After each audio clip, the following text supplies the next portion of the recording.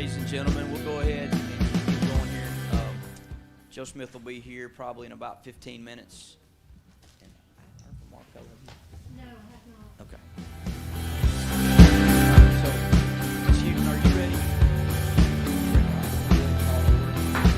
And then our first item here for tonight's work session is our budget discussion. So, Ms. Houghton, I'll let you begin.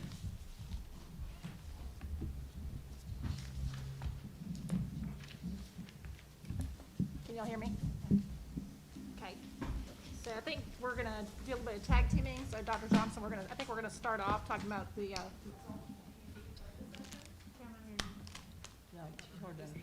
Yeah, you don't have your mic on. it was on. It's on now, right? No, it should be green.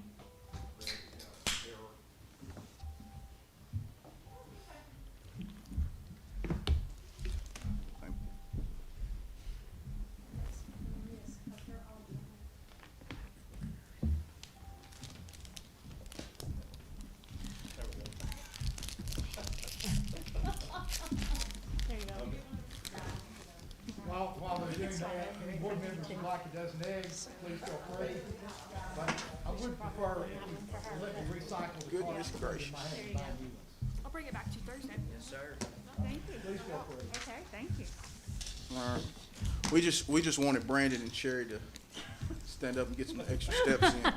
Because we haven't had enough. Push the wrong button, so it's always a user malfunction. All right. Well, yes, we'll start off, and obviously, I think it's a share it this week. We've got a couple of board sessions tonight, primarily to share what we heard from community meetings and priorities from other funds or budgets from other funds. And then on Thursday night, hope we get to a point to coalesce around revenue projections and be able to kind of share that as we go through budget development. But always a critical part of the year. As we think about our budget, we always think about it with children at the center. We want to make sure that they have pathways to bright future, and that all of our students in our community are equipped with the skills and the knowledge necessary and the supports required to reach their very fullest potential. And one of the board's strategic priority areas is to ensure that we have an engaged community. And we've tried to make sure that even through our budget process this year, a little bit abnormal, because most of the time we are able to go literally physically out into the community. This year we had to do it via Zoom, but nonetheless, it's important for us to engage as we think about the budget development process. We don't do that in isolation. We try to do that with robust community feedback. As we shared around State of the System, our focus is around acceleration.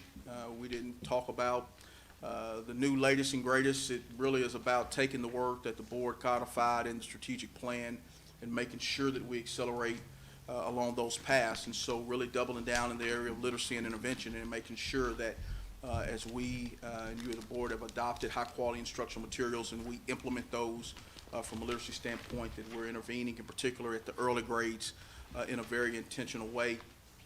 Also, commitment to really digging into our learning environments, making sure that our facilities are what we want for all of our children, and building on you all's adoption of operating principles around what we believe as far as our facilities work. And then in the area of educational equity, ensuring that you all have had a couple of great work sessions around that, and ensuring that we're closing the opportunity gap and making sure that every student gets exactly what they need in order to reach their full social and educational academic potential, being of extreme importance to us as we go forward. And then obviously offering and expanding, increasing early post-secondary opportunities for each one of our learners is of extreme importance. We had the opportunity, as we talk about an engaged community, we regularly go through a calendar survey. It was very timely because it allowed us to weave in a few budget questions, and we're able to do that and begin to get some budget feedback. As you all know, ever since the summer, one of the positives of COVID, I think we'll go and look back on positives when we get to the complete other side of it, is that we've had levels of engagement and input unlike we traditionally have had. And so we saw really strong participation from the standpoint of this particular survey. And again, one of the great points of it is that approximately 64% of the folks that engaged in this survey were parents. And so from that survey, as the budget questions that were weaved in, they talked about in regards to CARES dollars. When we posed the question, you can see the 3 items there in regards to staff and student access to internet and connectivity, and additional devices for students. And I think sometimes when we pose these questions, always, there's not always that underlying context around what the system has done.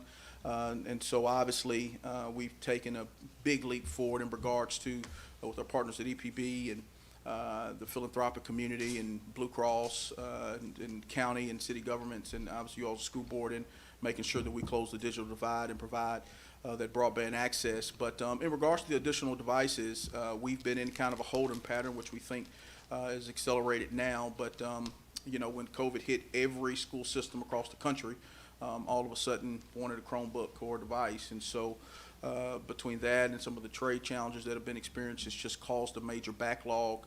And so we are pivoting to a little bit different device that we think will be here in time for school. But then also of extreme importance to us is the forward planning from the standpoint of thinking about the recurring need to support devices. The truth about technology is it's great when it's great, and sometimes I've learned in this Zoom environment it's not always great, but it does get old really quickly. And so we've got to make sure that we have really been thoughtful about that. And then in regards to GP dollars, obviously I've talked a little bit about literacy and the acceleration of that work there, training and materials and resources. You'll see not just a focus from us there, you see a focus, you've seen a focus from the state and national level around literacy and really digging in and supporting those foundational reading skills, around the science of reading. And then developing teacher pipelines, and we really dug into a lot of work there already, but I desire continued investment there. Very proud of the work our HR team has done in concert with Neely and her team, and Penny and her team around our aspiring principal training, aspiring assistant principal cohorts, and just been in conversations with PEF as they rethink kind of how they approach leadership fellows, and we're even more deeply trying to intertwine. Zach Brown, that team does that. And then facilities, continuing to really elevate and accelerate that area. You can see from our budget input meeting, we had several virtual meetings across really learning communities, but anybody could attend any of those. And generally speaking, the setup of those is we give just a high level 7 or 10 slide overview of things that were shared, and then send folks to breakout rooms if the numbers supported it, to get additional feedback beyond what they'd given on surveys. So what we kind of saw, I won't read through all of these. Obviously from each area, we just tried to pull the common themes that were there, and so I won't read through each one of these as you have access to it. But nothing that would completely surprise you, I don't believe, and nothing that either you as a board haven't articulated as an area of focus or desire, or an area that you've already invested in and we continue to invest in as a district. The work around whole child supports and English language learners as well as special ed students, really rose and elevated, as well as technology and summer learning, which over the next couple of weeks there'll even be more details around that as Neil and her team continue to flesh out exactly what that's going to look like across the 25 to 30 or so sites that will offer that. And then you also see arts and music elevated in there as an area with an accelerated student achievement, and kind of that area also crosses over to future-ready students. When we think about future-ready students, obviously, as we have really been focused and committed to, you see the desire from the community to continue to accelerate those opportunities, whether it be dual enrollment, dual credit, really making sure that those pathways are clear, that CTE offerings are robust. You can see the transportation elevated, which Justin's team done a lot of work to expand that. And then, really, again, looking at the certification and credential opportunities as we think about the job market and job field.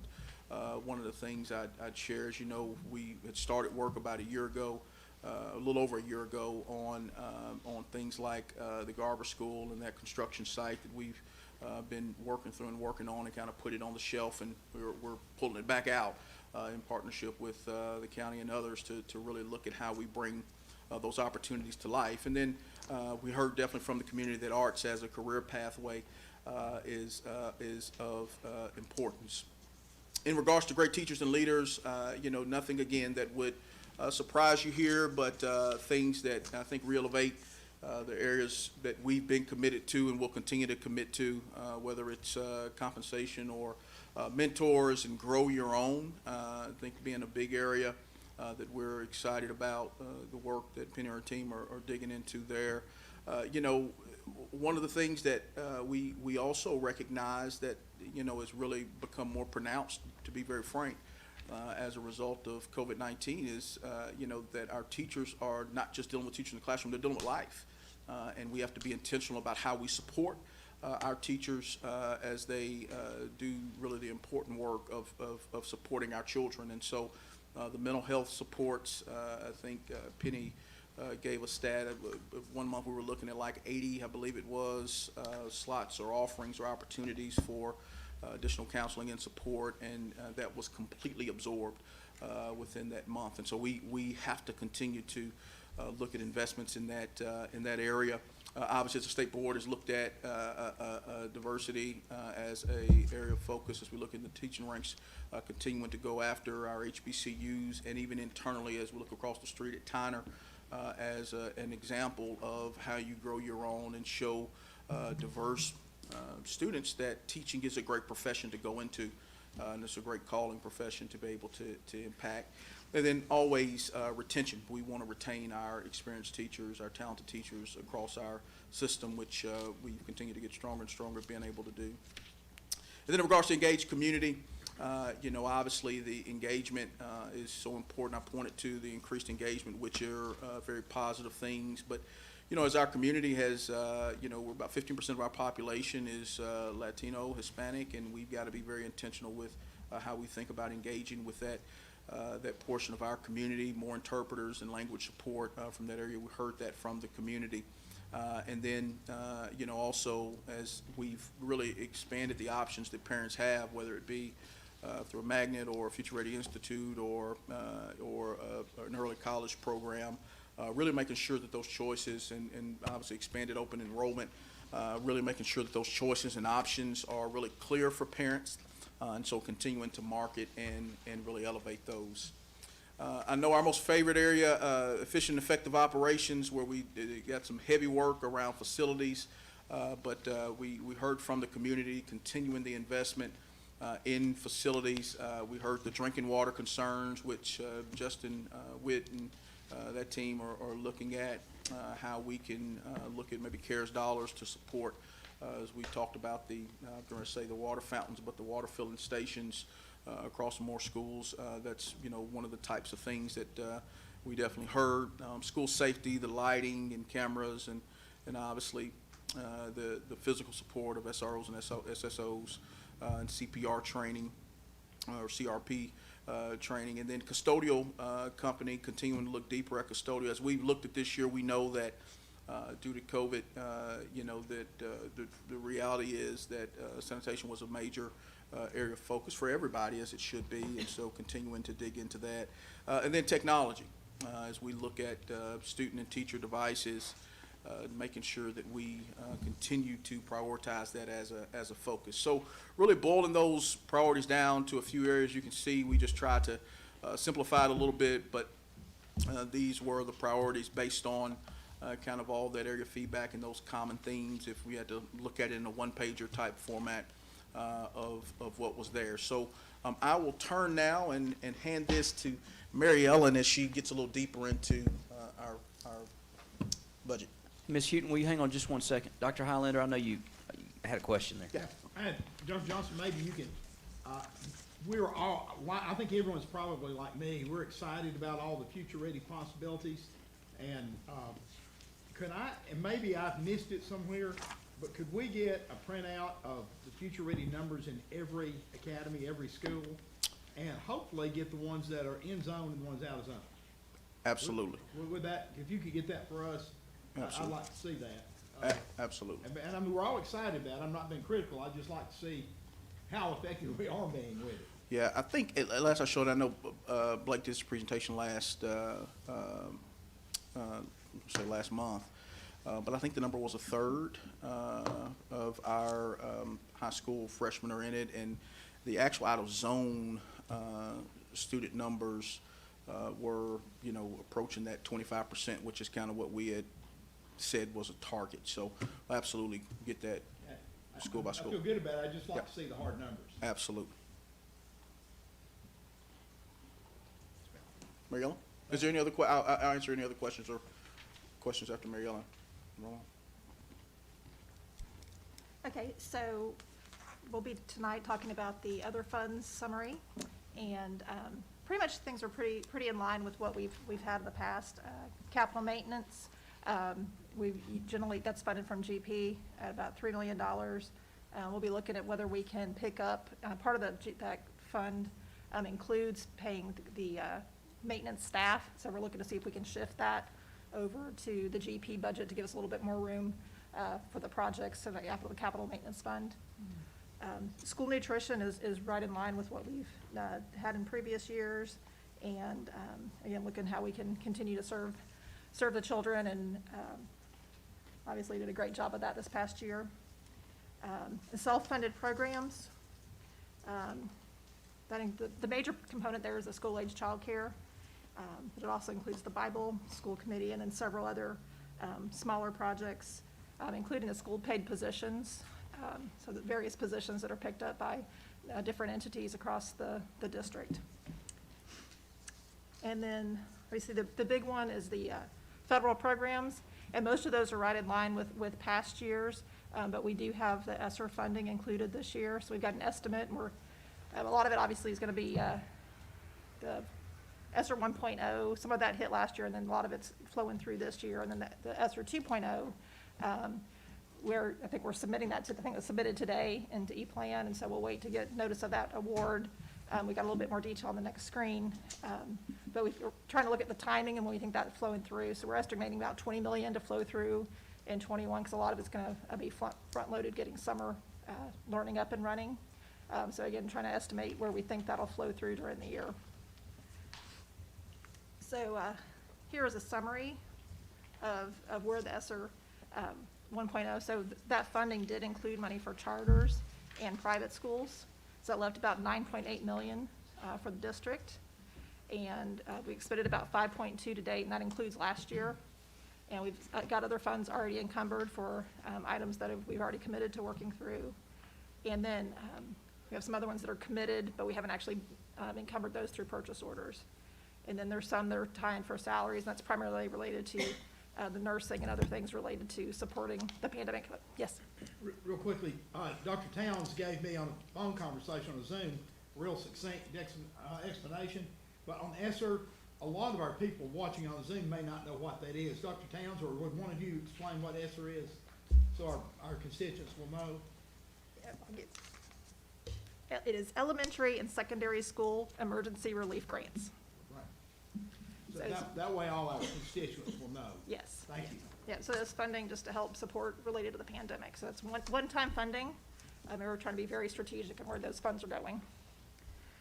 And then you will see that ESSER 2.0 is about 40, so it's a lot larger than the 1.0, and it's about 40 million. And again, there's about 2 million going to the charters. And we have, again, we submitted that today, and the next slide will show you where we think those fundings will be going. Any questions on this? I'm gonna let Dr. Towns take this slide, because she's been deep in the details of the submission. Thank you, Mary Ellen. We have had quite a few people working on the ESSER work, and this is Angela Askins and her team in federal programs specifically, and all of our teams have submitted priorities to help us figure out how to use these dollars. So this is the budget, as Mary Ellen noted, that we literally just got it out of our hot little hands today to the State Department, and we will be waiting on their approval, and of course you all know that comes to you all for your approval once the state has authorized what we submitted in our budget. But you can see the categories across the slide. These were the categories that came from the federal government in terms of how the allowable expenses for ESSER. And those are learning loss, learning acceleration. The facilities needs and maintenance was new in ESSER 2.0. We could not use ESSER 1.0 funds for facilities maintenance, but so that was new. Ed tech, the unique needs of special populations, mental health supports, and other necessary activities, which were anything that you thought might be allowable that wasn't, you couldn't tie back to one of those other categories, but you noticed that we used the funds heavily across all the other areas, so we didn't designate anything under this other category. But as you would expect, about 70% of the dollars are going to learning loss, learning acceleration, and ed tech. We put a lot of dollars into making sure that we have the technology supports that we need for kids, as well as trying to mitigate against those lost learning opportunities, and more importantly, for all kids, trying to accelerate learning as we've had these disruptions to school over the past year with COVID-19. The other thing I'd like to call out is that when you look at mental health supports and the unique needs of special populations, those percentages don't fully represent what we've been doing. You all know we made major investments in mental health supports in our general fund budget with the fiscal year 20 budget. So that's why when you look at what we're doing now, we're trying to be very targeted, as we can't use these dollars for people because it's, generally speaking, non-recurring funding. And when you think about the unique needs of special populations with our students with disabilities, EL students, we are actually going to be focusing on them, of course, when we think about learning loss and learning acceleration. So both of those numbers, I just want people to keep in mind that we also serve those students under those other areas. And with facilities and maintenance, a lot of the products that we pulled out are window projects to help us with air circulation, and I think one major HVAC project as well that we put into these dollars. So that's what we've targeted for ESSER 2.0 with the input of all of our teams throughout central office, prioritizing the needs that we saw that align with the overarching goals of the grant program.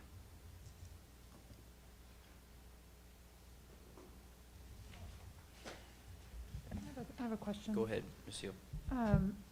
So with ESSER 2.0, are we going to be able to backfill our technology capital fund? You say back, Well, when we voted to purchase the additional devices with the, not matching fund, but with the rebate, so to speak, from the state, it basically emptied out our savings account for technology. And that has remained a concern for me, and I know we've talked about it. So I keep wondering, are we going to be able to fill that fund back up, and how are we going to do it? yeah. So I think you're talking beyond even the last time. This is the time before. So we're going to push as much technology purchase, right, that we've got. I mean, I'm just going to call it what it is, right? We want to be thoughtful about how we use our GP dollars, whether it's fund balance or recurring revenue that we have. And so we'll put as much into ESSER as we possibly can to support the area of technology. So in short answer, yes, we'll be able to preserve as much as we can. Now, if we've already proceeded with purchase and gone forward, and we'll have to look back on dates, because that was quite a while ago. Well, but as we look at how we, I guess, how we amend the budget throughout the year, you know, like, for example, the plan for the 1% raise that we agreed to last time, we set aside money within the budget process for money, one-time money. Like, we put it to the side knowing that we could potentially swap it later. And so that, I guess that's what I'm wondering, like, will that line item be able to be refilled? Yes, absolutely. So I can't answer complete refill. We have to look back at the numbers, but I'll answer like this. We are absolutely going to use ESSER dollars to cover as much technology as we can and preserve our resources as much as we possibly can. There are some mechanisms where we have to match, like there's a matching grant where we have to put a portion in and get that different ways. Tonight's and Thursday nights that you'll see on there for the Dales, those purchases, we'll use CARES dollars. We will leverage CARES dollars for technology as much as we possibly can. Okay, I guess where my head is going is, feeling hopeful that our finances, in particular, the money that we have been setting aside for special projects, will be made whole potentially by the end of all of this. And that may be overly optimistic to think that we would come out of it in the same financial position that we went into it. I think we're actually thinking about a longer-term strategy around technology funding, if I think this is where you're going, Ms. Hill. So we have Ben Coulter do estimates. Like, we think we actually need to start to build technology purchases annually into the operating budget, right? Okay, so that That's- we that's talked the through in goal. our budget And conversation. so what we've done is kind of scope out with a 3-year run rate on our devices, knowing that it was now about 3 years ago that we started our 612 one-to-one implementation, that what it would take each year if we thought we were replacing like a grade level, right?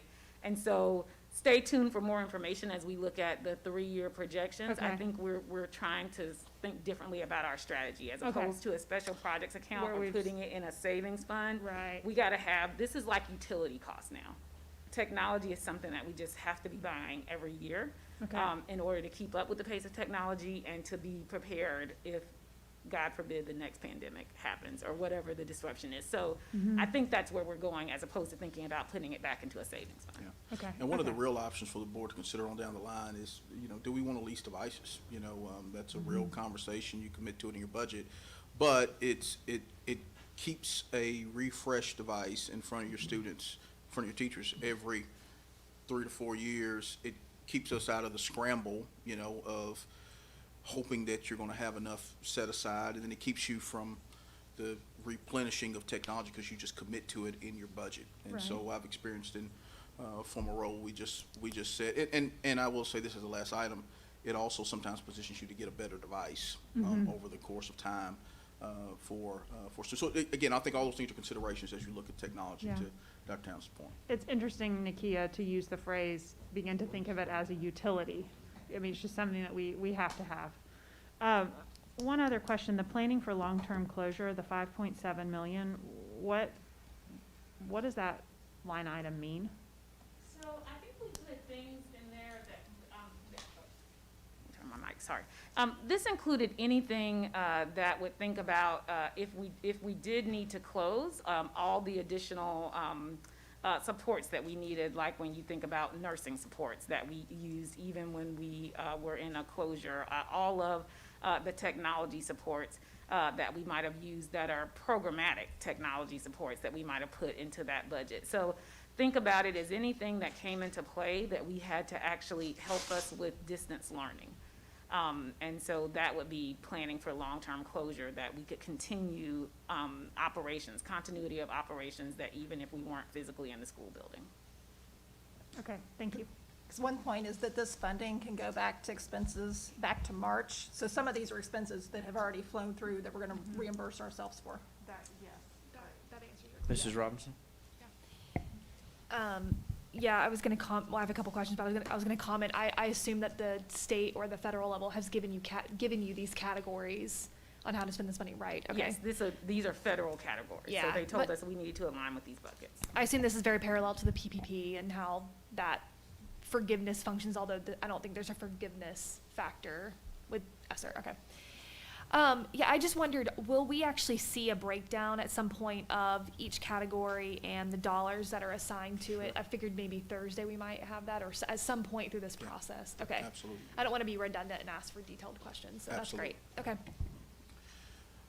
I was going to point to one thing before you got to budget items. Dr. Hollander, we have right now in Future Ready Institutes, going back a little bit, there are approximately 3,500 students, 3,468. And it's 35% of 9th through 11th graders, so it's about 1 out of every 3 9th through 11th graders. And then about 10% of those students are from out of the direct zone. And so we'll get the school by school breakdown to you, but that's the high level on those numbers. And just as a reminder, kind of shows where we've been on this budget cycle. So obviously, we're on the 15th today, and then Thursday, we'll be sharing information on the revenue projections.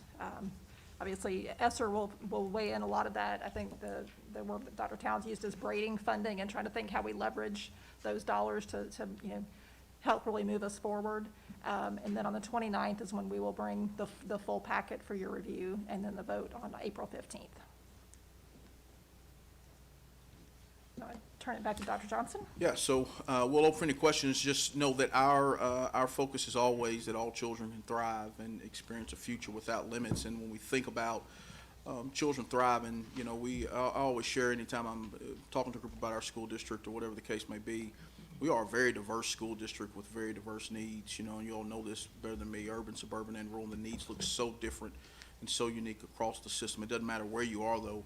We want you to thrive, and it's our job to make sure that we supply students and schools as much as we can with the resources to be successful and to experience a future without limits. So we'll open it to questions at this time if there are any others. Mr. Perez? How much flexibility, once this budget has been approved by the granting board or whatever it is, does it allow us to move within budget categories if we discover we're not going to have to spend money on one category moving forward?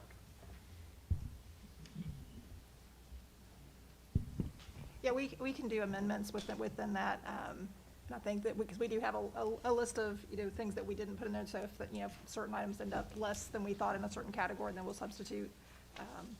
Like I said, some are already spent, but some, are again focusing on the summer learning and some of those types of activities. And I just want to flag some of this stuff, the timeline is so compressed, so the truth is ESSER 3.0 is coming, and it's significantly more than 2.0, to the tune of about $91 million, right? And so we think it's implications for our district. And so, we hadn't seen that timeline just yet, and all that's all that's early. I mean, there's some, those numbers don't take me to the bank on it, because there's, don't take me to the bank on it. That was a good one, right? But because we have to do private schools and, some of those, not private schools, charter schools and some of those other costs within there. But it'll be that's within range of where it'll be. And there'll be a timeline, probably no more than about a month, of trying to create a very similar type of budget around it, and we will be able to do that. But there's also this understanding that as you move forward, you may have some adjustments to do. I think you saw we put 4-point-something million into facilities within this budget. I know ESSER 3.0 gives some flexibility to be able to look at things COVID-related, to be able to do some of that kind of work as well. So we want to leverage those resources to ultimately put us in a better position as a school district as we look at operating within our recurring dollars. And I guess, sorry, if I can continue, I guess one of the concerns I have, and thank you for sharing that, on mental health, there's already been a lot that has been done in the last year, but I don't think we really know the degree of both impact on students and impact on teachers. And I think 1.3 billion seems low to me. I'm guessing it's about 12 to 15 individuals, but even if it is 1 year, it's a year of recuperating a lot on mental health that we don't know the impact yet. So I'm a little concerned with 78 schools, 6,000 employees, that it's just that we may need to invest a little more in that area specifically. So. Yeah. And just one point of clarity, we won't have to spend it all in a year. We've got till 2023, so we've got a bit of run rate, right, to spend it. But I think you raised a good point for consideration as we look at 3.0.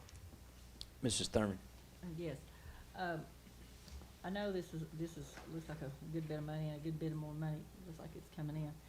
And you said we're going to be able to backlog and pay some that we've already paid in the past. Of course, we already had money in the budget to pay a lot of that stuff. So I would really like to see us put as much money in fund balance as we possibly could. If we're able to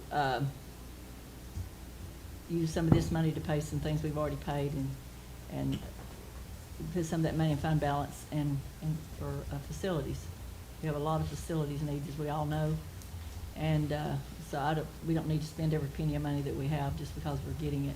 We really need to be frugal with this because we just don't ever know how things are gonna work out. And I never like spending every penny of money that I make. I'm used to the feast and the famine myself in my business. So I know sometimes the famine comes when you don't expect it. So I would like to see us put some money back. We don't have to spend every penny of money that we have. Thank you. Yeah, and Mr. Thurman, to your point, I just want to make sure there's one point of clarity is, public consumer, like we have to spend these dollars, but to your point, the GP dollars, if there's opportunities to put those back. Yeah. Take those out. Yeah. Mrs. Jones, did you have something? Okay. All right, any other questions? All right, that will conclude our budget discussion for tonight. Do we want to keep rolling? We will roll right into the agenda discussion. Okay, 2 minutes.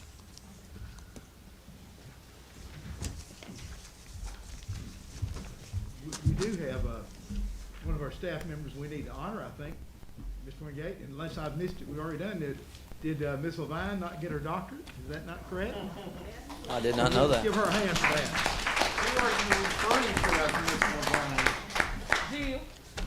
Dr. Levine. Right. Congratulations.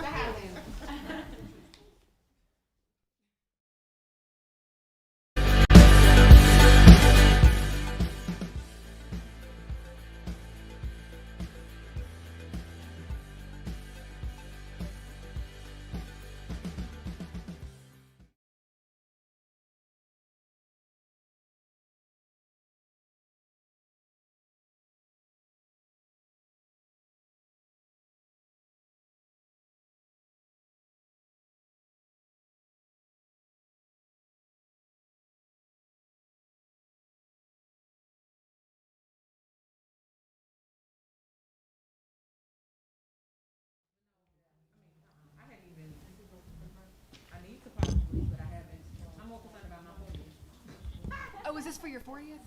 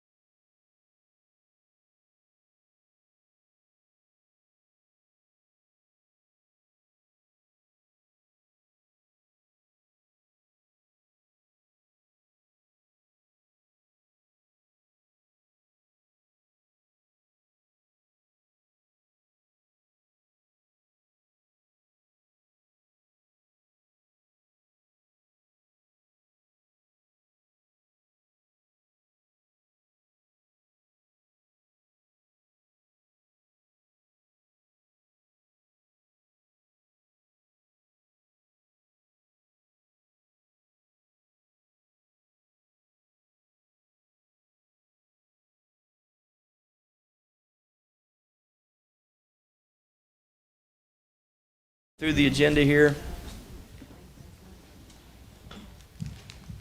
If you guys all have that in front of you, let's move through this. So you'll see there under exemplars, that we've got some teachers of the year that we need to recognize, and that will happen Thursday night. Also, principal of the year that we're going to recognize. And then it looks like one of our teachers of the year is also going to be recognized for Tennessee Council for Social Studies Teacher of the Year, so 2 awards there. And then Dr. Drake will give us a presentation there. Delegations, and then into the consent agenda. If you don't have any questions or comments about anything there leading up to consent, go ahead, Mrs. Hill. So we have a teacher from Lookout Valley that is a physical education teacher that's getting commended, that's not on this list. He will not be here, but Oh, okay. the certificate for it. Okay, got it. All right, anything else there on those above items? I have. Yes, Ms. Thurman? I have, there's a couple of things on the, policies. There's D1, B, and C. There are a couple of things I just need an explanation for. I still have a problem with naming everybody that's a minority, because in some schools, white people are minorities, so I guess I just have a problem with listing all those. I still think has to be a much better way to say that.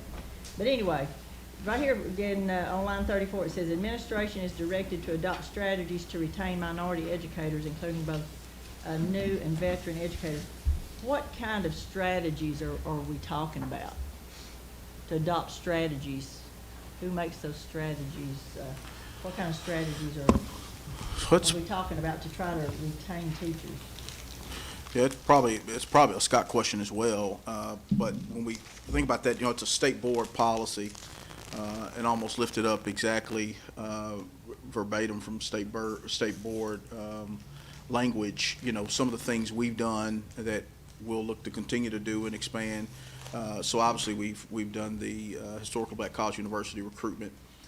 I'll be very honest with you all, just full disclosure, that's not a great place from the standpoint of us being able to create a really strong pipeline.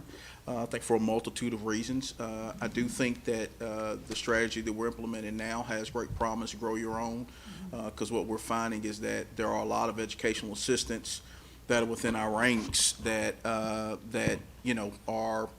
close to a degree, already have a degree, have experience in the field working with kids, and just want to step into the classroom.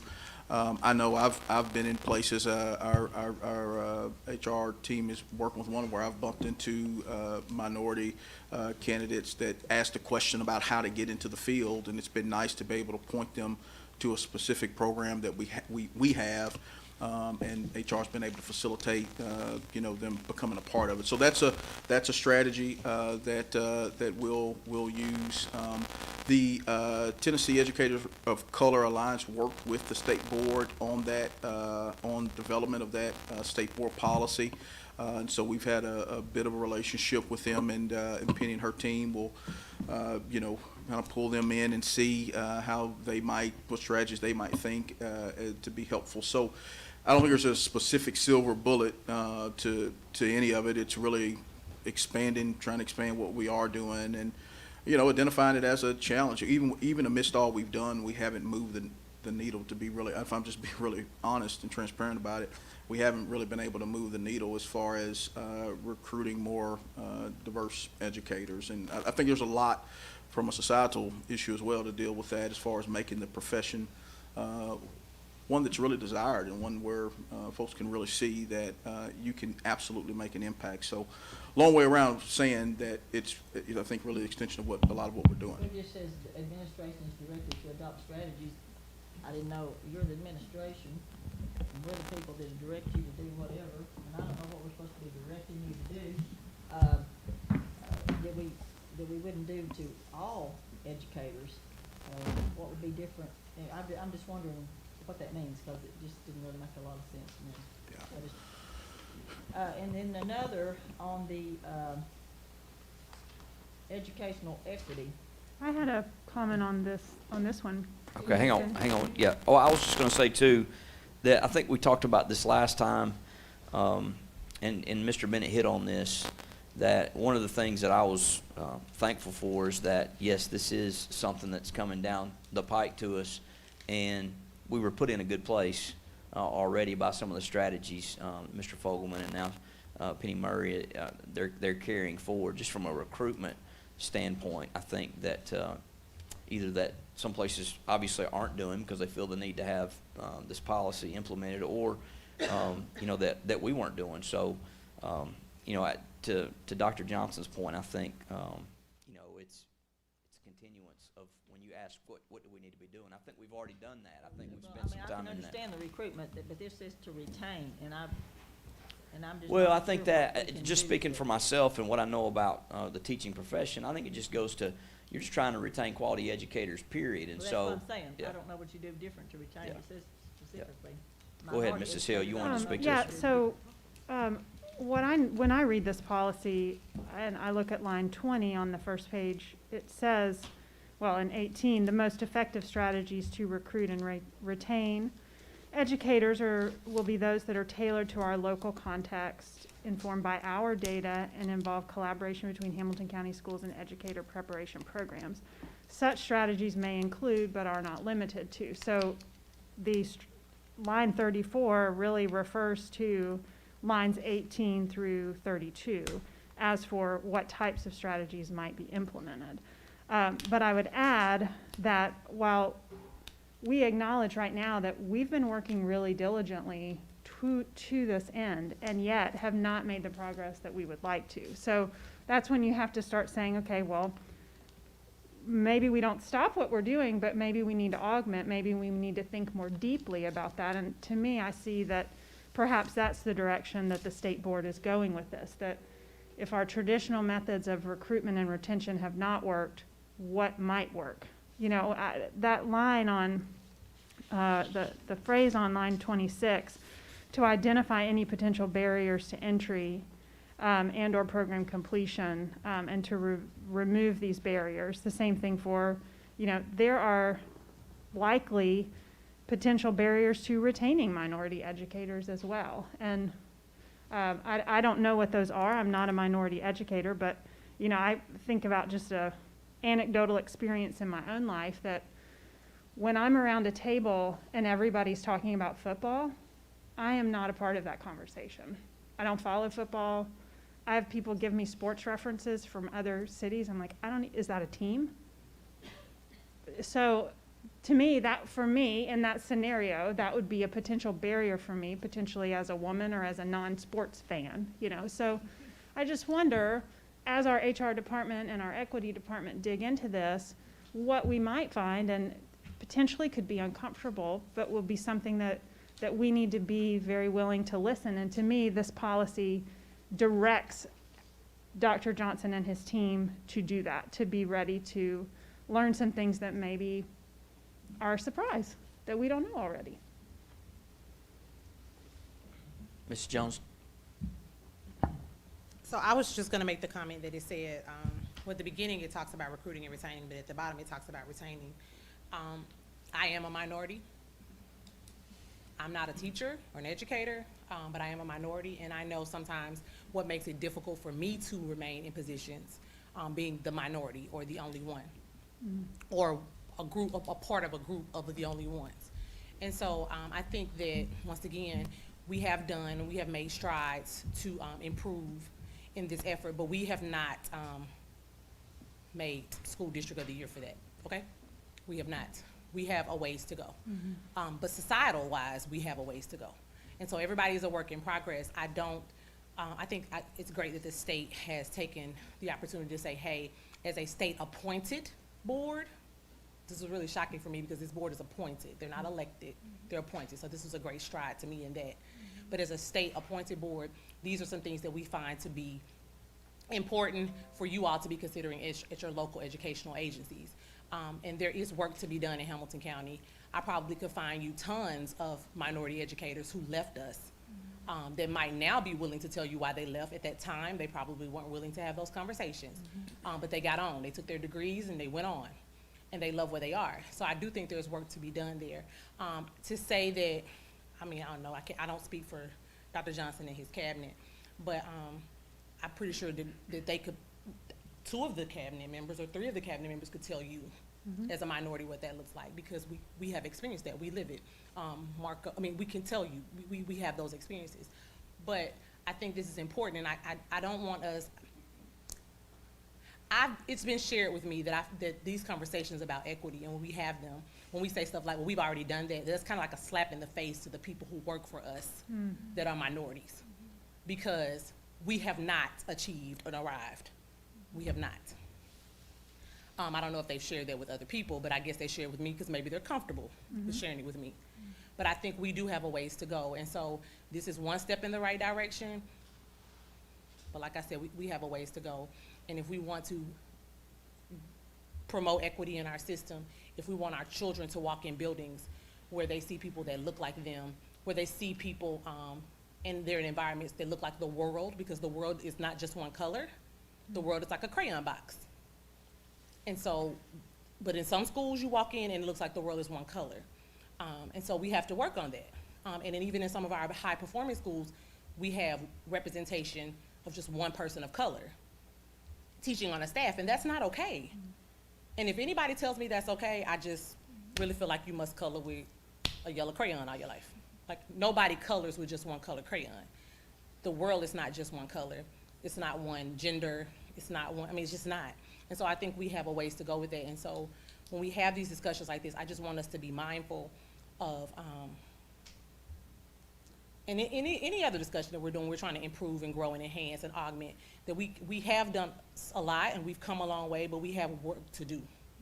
And when we say we want to be the best and the fastest improving, we have to do that tough work. And it's not comfortable work, but it's the work. And we have to be able to show our kids that the world doesn't just look one way. Teachers just don't look one way. Cafeteria workers just don't look one way. Janitors just don't look one way. Your board doesn't just look one way. Because that's not what the world is like. And that's not fair. All right, we got anything else on that item? All right. Joe, I have another one. I Yes, want to ma'am. ask a question about the educational equity. The line that was added there, it says identifying and eliminating any potential barriers to student success. What does that mean? Eliminating any potential barriers to student success. What barriers are we talking about? So I Are think, they grading systems? Is it subject matter? Is it exactly what is that? yeah, so I'll defer to Board Member Hill. This was actually discussed at the work session, the last work session, for an updated, a recommended update or tweak from that work session. Well, so I asked for that to be added in our last work session because I saw that phrase within the policy related to teacher recruitment and retention. And to me, it spoke to a missing piece within our policy. And as for what the barriers may be, I think the fact that we don't necessarily know what all those are exactly why we need the policy, to speak to my sports reference prior to. And to Kuritz's point earlier. But Marcia, it looked like you had something you wanted. No. Okay, yeah. Yeah. What line was that? It is, Line one on the second page. It rolls over to line 2 on the second page. I remember that discussion, but I just don't know. After thinking about it, I thought, what exactly does that mean? Well, Go ahead, Mrs. Jones. so I think when we talk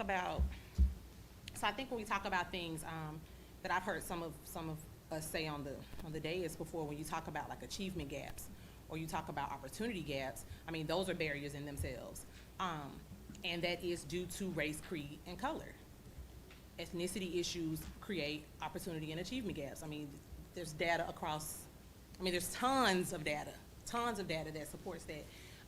But even when we look at our district and we look at our system and across each district, there are ways, we probably each, if we were really honest with ourselves, tell you about something that is an identified, that's a potential barrier. And it doesn't necessarily relate to color or race, but it could relate to socioeconomic background, Right. background or income. example, like when COVID first hit, and we've had these conversations for years, and Dr. Hollander and I talk about this a lot, and have in the previous years, but as a social worker in grad school, I was trained that rural students and urban students have the same issues. Their neighborhoods just look different. Exactly. Concrete versus grass and trees, right? And so, those are barriers.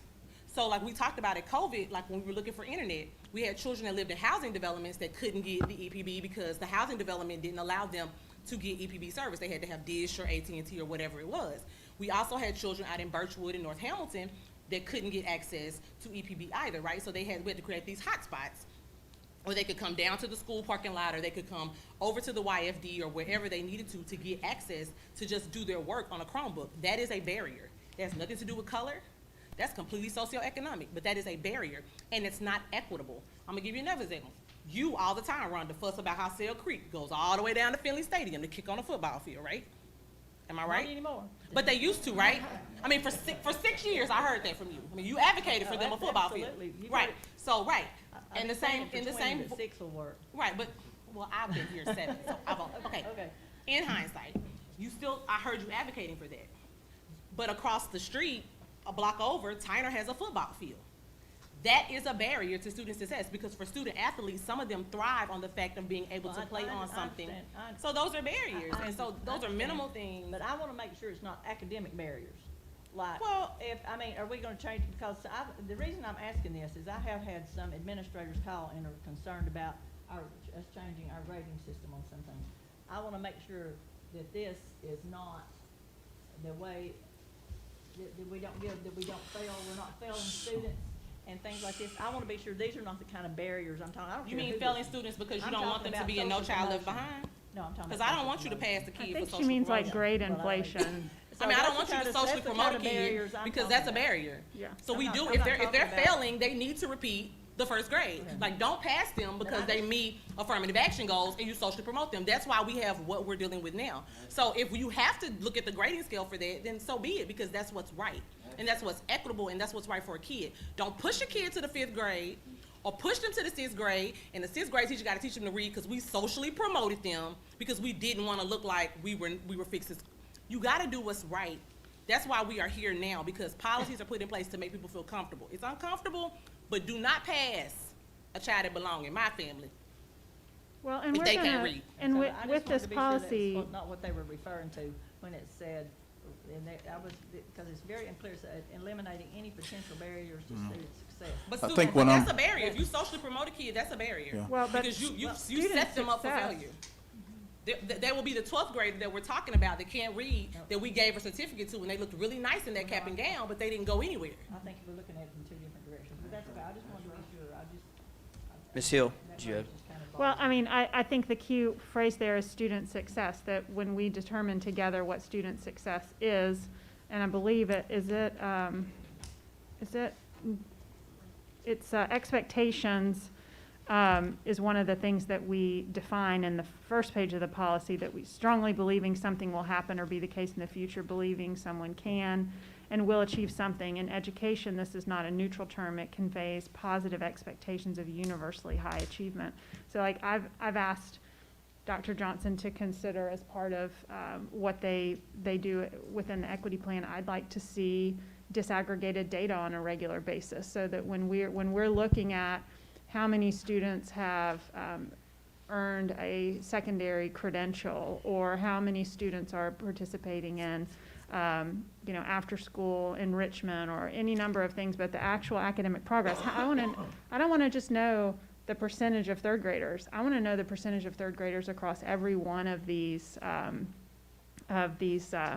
subcategories, because to me, that's how we're going to start to see, like, to your point, Rhonda, that not a lessening of a standard in order for a child who fits into a subcategory to quote unquote pass, but to actually achieve student success. Because what we know from our data is the students, 70% of our students are not adequately progressing. And that's our job, is to get them the education that they deserve to get and have access to. I would say too, just as an educator, I think we are talking at some point about two different things, because eliminating barriers, and thank you, Caritza, for your examples, because they're spot on. If we're talking about grading, that speaks to educator integrity, and that's a whole different issue. And we see stuff like that happen around the country a lot, and that's never acceptable, hasn't been acceptable. And, you know, there've been plenty of scandals around the country for things like that. So I do think it is two different things, and we start talking about socially promoting or grading deals again. I think that gets down to an integrity issue. So it's somebody else. I thought I saw somebody else's. Okay. All right. So that will be the second read, obviously, of those board policies. We kind of jumped down there a little bit. Anything under, back up under business, maybe under bids and contracts, or the financial reports, or even the budget amendments? I know there are a few items there. There's a lot to look at, Mrs. Hill, and then Mr. Highlander. Under the bids and contracts, I wanted to better understand 1F. It's related to the CSLA Wi-Fi. And I wanted to understand, is this Wi-Fi investment in their current facility, or is this for the facility we're remodeling? So we are looking to the approval to purchase up to 150 outdoor wireless access points with mounting kits. The total cost is $1 million-ish. No, $100,000, excuse me. But with rebates would be $20,000. So is that in their current facility, or is that in the new facility? It's going in the new facility. It's Okay. this is again one of those E-rate things where Yeah. we've got to apply for it up front. And I think I mentioned this last month, but trying to think differently about how we kind of utilize our resources more efficiently is in that construction, instead of paying for that through the bond issue. If we could pay for it through E-rate, it's not a ton of money, but, you know, it saves us some money, and it's a, you know, way that we can utilize those funds more efficiently. Okay, terrific, thank you. Dr. Highlander? Like, one thing, I've had, like Mr. Smith and probably several of you, I've had several comments from bus drivers on the contract, and I've read it pretty thoroughly, and I think we've done a good job by them. I mean, I really do. I think we've done well by them. So, one thing I know that several are upset about getting fines, but one thing I liked about it is where our people put in, they get a verbal warning, and things that Durham was responsible for in that horrible fiasco that I hope and pray never, ever happens again. It wouldn't more. I just hope and pray it doesn't. But Durham was totally responsible contractually. Correct me if I'm wrong, Mr. Bennett, but we will bear more responsibility in the future ourselves. And that's why we put in cameras and GPS and tracking devices. And some of them are concerned that if their device goes off, they get fined. But they get a verbal warning. Correct me if I'm wrong, Mr. Smith. They get a verbal warning. They get a written warning. They get a call in to the central office warning. So they're not actually fined until the 4th. And I think we're being very lenient and reasonable with them. I don't know. Maybe you all don't. And we are giving them more money, which they need more money. You know, but I will say, I felt pretty good about that. If someone shows me where I'm wrong, I'm more than willing to change my mind. The way I read it, I feel like we're being fair, and we need those bus drivers. We need them. They're good, and we need them. The Mr. second thing I had, and my computer shut down to renew something or whatever, and I can't get it, so I can't get the exact line now. But on the custodial contract, correct me if I'm wrong, Doctor, but I think, did we do a 5-year custodial contract? Did I misread that? No, you haven't. I'm not sure. Well, we're going to get to that at the very end. Do you want me to Dr. go Highlander. to the bus? Let's do that quickly. Let's stay with the bus. I'm going to question about that when we go to it. Yes, sir. Yeah, we're in consent. Chairman, do you want me to go with the Go bus ahead. contract? Yes, go ahead, please, and address, Yes. just address his question. And I think Ms. Thurman had something. Was yours on That was the about buses It was also? about the buses, yeah. And Mr. Hold Bennett's, my question then, Chairman? Oh, that's fine. Go ahead. Mr. Bennett's, to your point, Dr. Highlander, Mr. Bennett has reviewed this. We've worked hand in hand with the committee. Mr. Smith has worked with us on this, and we feel like we've gotten to a place that it's as fair as we can be towards the district and towards our employee and contract drivers. As you said, they're vital part of our transportation system and ensuring that we're being, effective and efficient. You're exactly right on the fines in terms of getting a verbal warning, a written warning, and then a meeting, except for in 3 cases. And if you look on page 29 of the contractor bus, there are 3 fines that would be immediate fines, and it's because of the severity of them. One is, failure to comply with vehicle operation laws, like, not stopping at a railroad crossing or not wearing your seatbelt.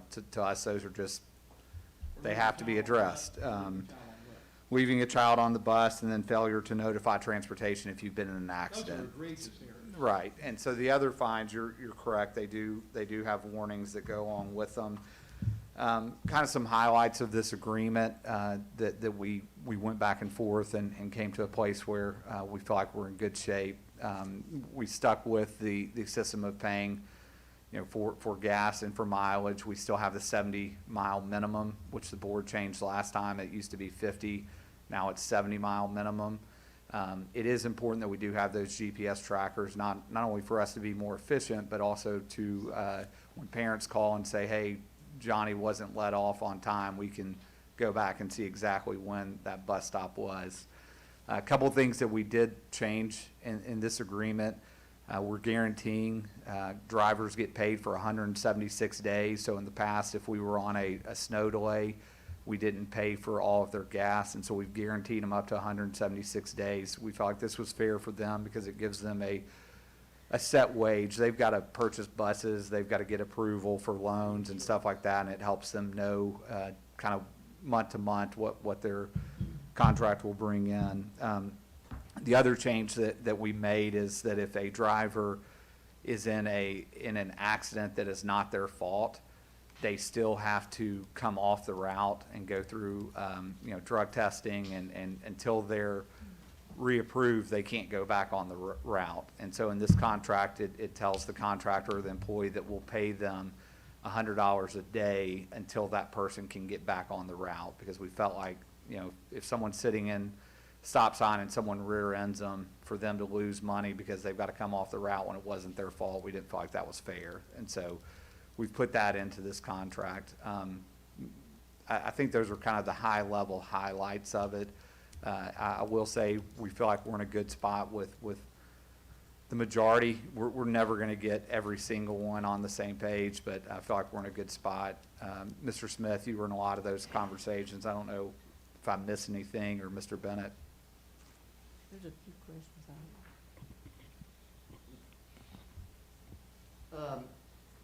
Like, I did am I on? It's just amazing to me how multifaceted and complex transportation is in our system. I mean, it's amazing. And probably the biggest liability exposure that we have, I would venture to say. And during this process, I mean, I did a lot of homework, probably more than anything I've done since I've been on this board in 6 years, and visiting other districts across the state, and trying to gain an understanding of what other districts do with their independent contractors. And let me tell you, we pay our guys very, very well. And most of them, I would agree, Justin, most of our independents, they're ready to sign a contract today. You'll have 3 or 4 that maybe have been around a long, long time that aren't so ready. I'm troubled about some things that some of our independents do, and they want to push back. And I told Brandon and David the other day, if those guys go to Bradley County, go to Catoosa County, get a job, because they really have a good deal. Now, they're great. Those guys are committed. They do a good job. They take care of our kids. But dadgummit, we take care of them. We do. And but Dr. Robertson's right. I I don't think you could ever come up with a document that everybody's gonna agree to, but, I'd venture to say 98% do agree to this. There's just 3 or 4 or 5 that want to push back, so, but it's interesting. I think we can take some pride in knowing that we as a district, better than anybody in the state that I've seen, take care of our independent contractors. We just do. So, I'm really proud of Dr. Robertson, that committee that was made up of a lot of independent drivers, for the work that's been done. And, I think we're in a good spot and we need to move forward. Mr. Thurman? Yeah, there's a few things on here. And, you know, there are 4 groups of people that if they're 5-10 minutes late for work, the kids know it. It's the bus drivers, their teachers, cafeteria workers, and the principals. Other than that, some people could be gone a whole year and the kids would never know they weren't here. It's the truth. It's just the truth. Those 4 groups of people. First person that they're late, bus driver. If they're late, calling school, parents panic, we leave kids on the side of the road. So they do a good service for us as well. And I really just don't like the attitude, Joe, and I don't mind telling you, I've known you 45 years. But telling them to go somewhere else is not the answer, because we don't deal with anybody else in their contract. We don't tell teachers that if they don't like their contract. Say, if you don't like it, you go to Bradley County. If you don't like it, you can go somewhere else. We don't deal with anybody else on their contract that way. And I just don't like that attitude, but I'll talk to you about that later. But anyway, when it says here they have to have a device and be able to have email, a lot of them wonder if they have to have their email on while they're at work. If so, that means they have to get a smartphone. Some of these people say they can't afford a smartphone, wouldn't have a clue how to use one. So is that what that means? So we clear that up for them? Yes, ma'am. No, it just means they need to have access. And a good example of this is when we were trying in the last few weeks, and Jen Bronson can confirm this, trying to get, you know, vaccination schedules, having an active email address is very helpful. So it's more communication, not during their route. Not during their work. Correct. Okay, that's one question they had. And also, when they, like, I know I had a bus driver friend, it's been about a year ago or maybe a couple of years ago, she broke a mirror. Of course, and they own their own bus, so they usually just pay to fix the mirror, but they got reprimanded for not reporting an accident. I mean, they hit their mirror on a tree or something, and, you know, and I think we just need to be a bit lenient about that. I mean, is that really an accident to break your mirror doing something that doesn't even involve another vehicle? Those are the kinds of things I think that they're worried about that they could get. If they don't report that immediately, then. Yeah, and then that they're example is one they would have to report immediately. Yeah, they have to Yep. report it. Now they know that, but I mean, Yep. sometimes we get a little bit crazy with this kind of stuff. Let's see, there was another one. Says the contractor shall refrain from placing any political messages, statement, endorsements, or advertisements on the bus. But that's just while they're on school time, right? They own their own bus, Correct. they can pretty much do, and that's another question that they had. And then on, Article 6D, it says any service assignment vacancy occurring during the school year will be filled on a temporary basis, because we had that happen this year. And then the transportation manager will make determination as to whether the route will remain an owner-operator route or be placed up for bid for the subsequent school year. Does that mean, because I know we've had discussions that,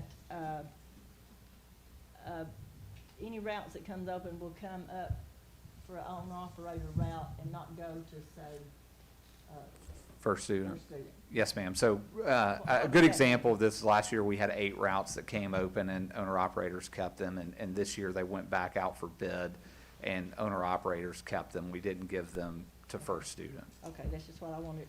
Some people were, these are just some questions that some people have asked me. Hold on just a minute. Oh, and the shortage of funds, this was, I got a call about this. What page are you on? It's appendix 6 on page 32. It says, if following a determination that a shortage of funds exists in the transportation budget, that appropriations would not allow the continued payment of this agreement. Well, and my answer to them was, well, if your salary is in our budget, just like it was last year for COVID, then they should be paid. And they were thinking that this was, if another catastrophe happened, then they would be out the money. I'll turn this over to Scott. This Okay. is a, What does that mean? So that's a funding outlaw. If we have, say,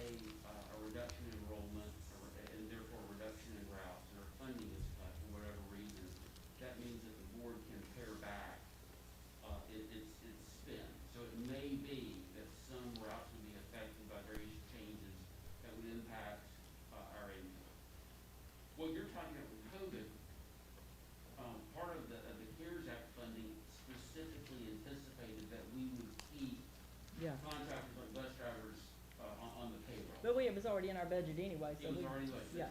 that's right. So what we're talking about here would be something, well, first of all, Ms. Thurman, I think you and I are the old people in the room in terms of how, I think we're back to, you know, a long time. I can't remember a time when we've ever had to flip the switch and cut something as vital as transportation. No, we haven't.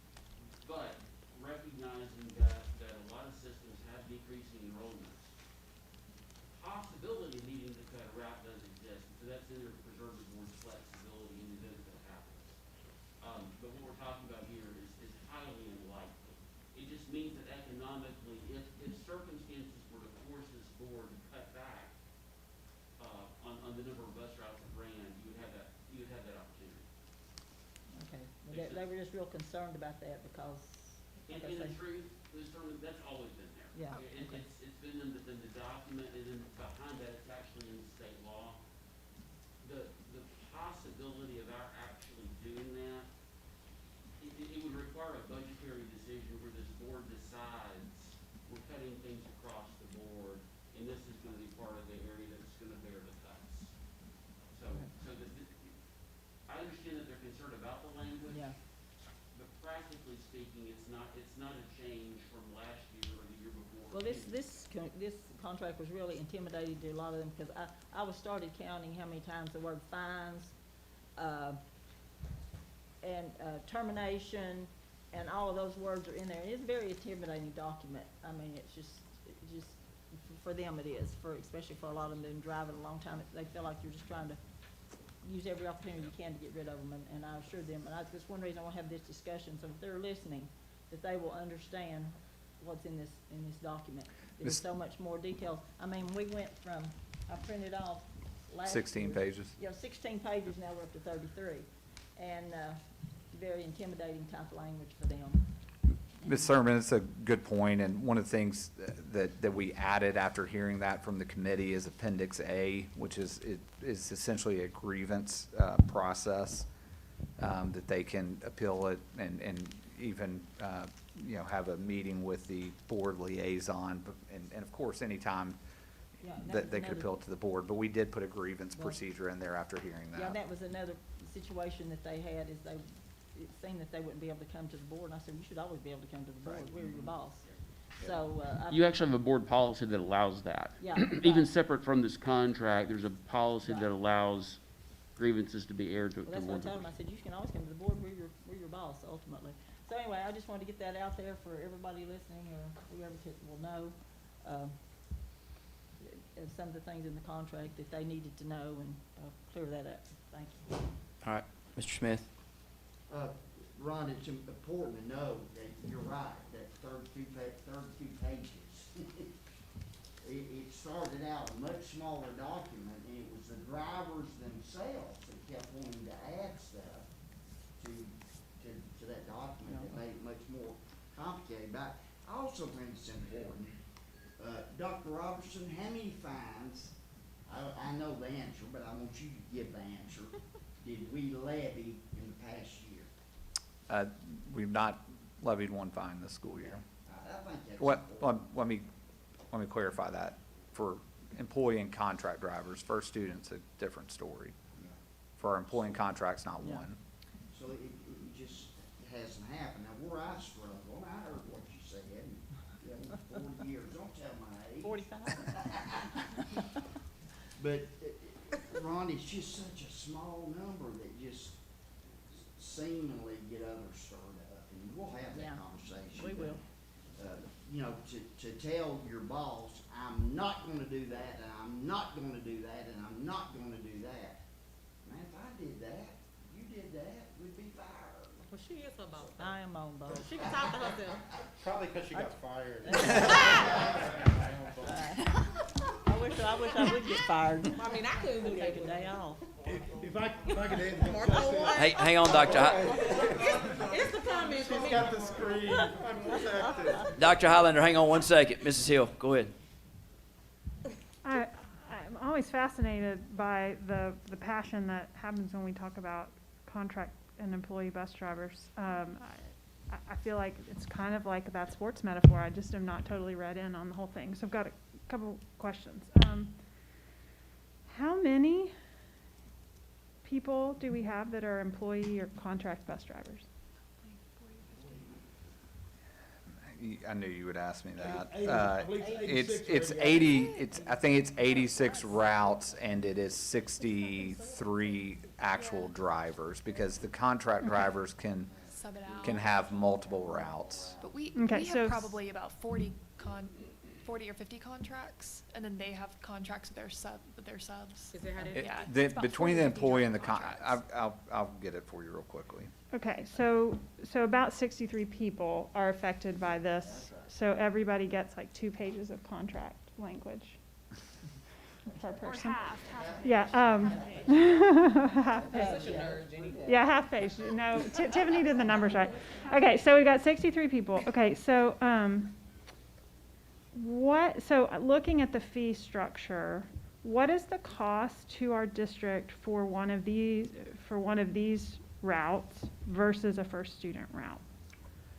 So it's 64 actual drivers and 84 total, and it's surprisingly close, the similarity. I'll send you an exact number so we've got it, and what we'll do is take the average routes, because we've got some routes that are longer than others. Remember, the minimum is 70 miles, and then we've got some that run longer than that. So some of these routes actually get paid more than others.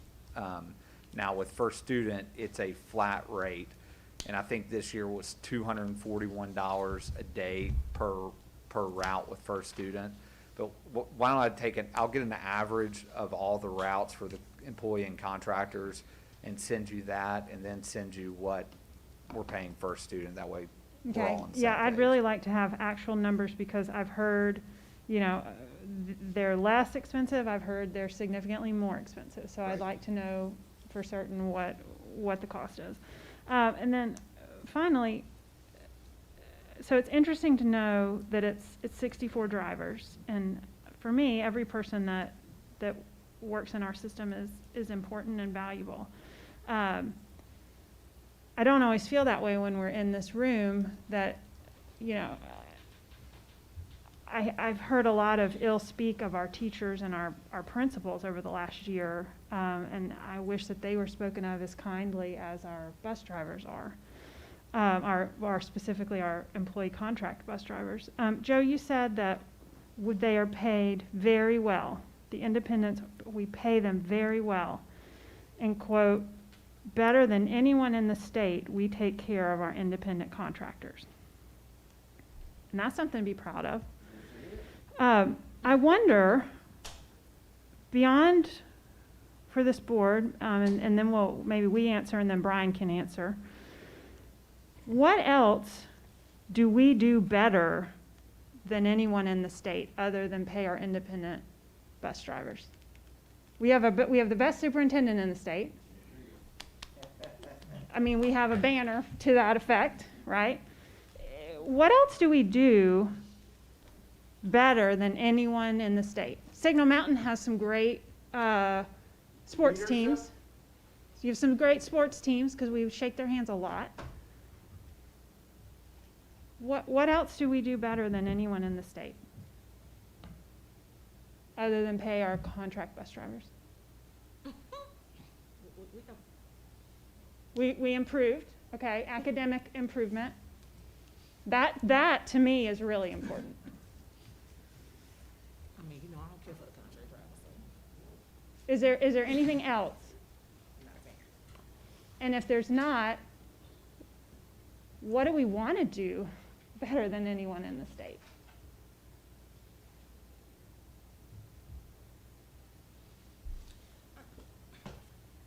I'd love to, yeah, Ms. Jones? tell me.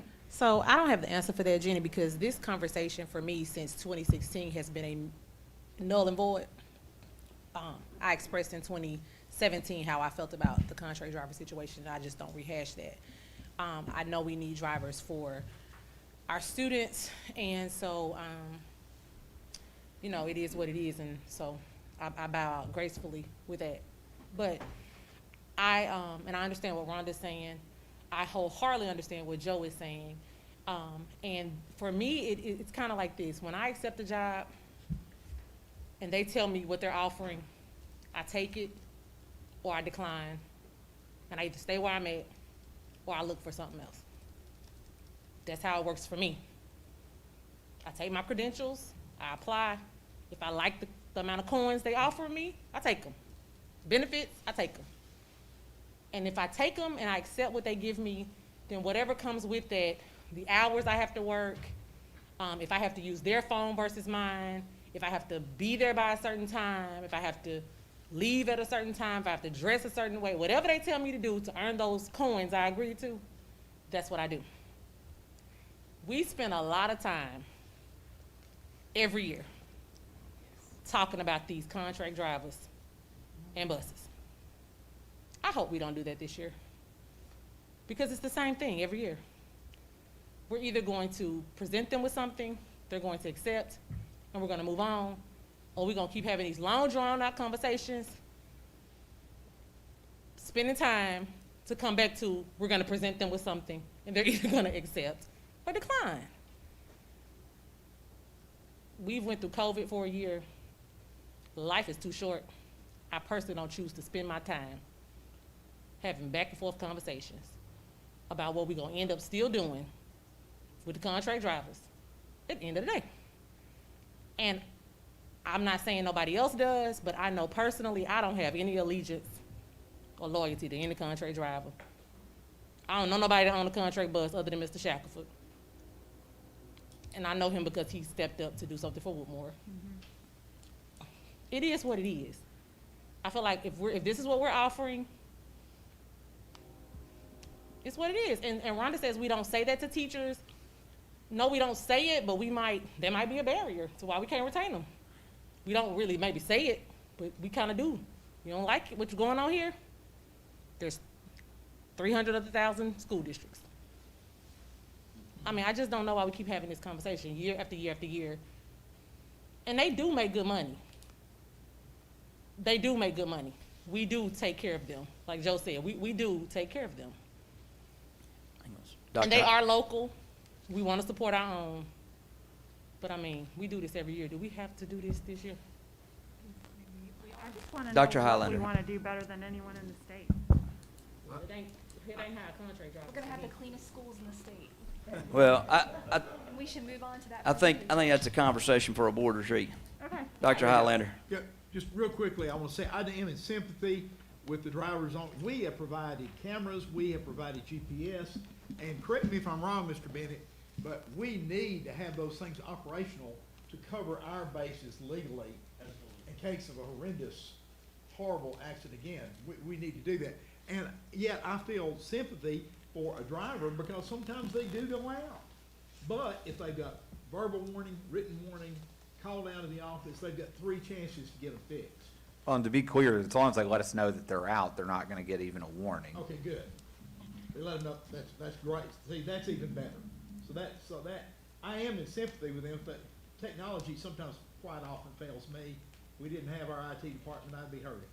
And I know I'm not sharp like Mr. Smith is on that, but, Ms. Thurman. thank you. Yeah, one more thing, Justin.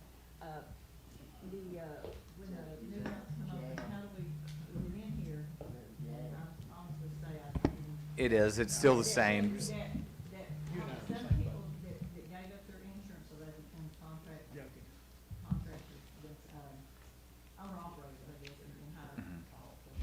My verbiage is just off. Yes, ma'am, I know what You you're know saying. what I'm talking about. They gave up their insurance order, and some of them haven't been able to get additional routes, and I'm gonna talk to you all and find out why, and is it cleared up in here Okay, as to who gets the outing and who don't. Yep. It's seniority, Yeah, I know, but sometimes that's not, and I'm gonna talk to you Okay. about that later, though. All right, so anything else there? under business matters, we've talked about bus driver contracts. You'll see tuition rates.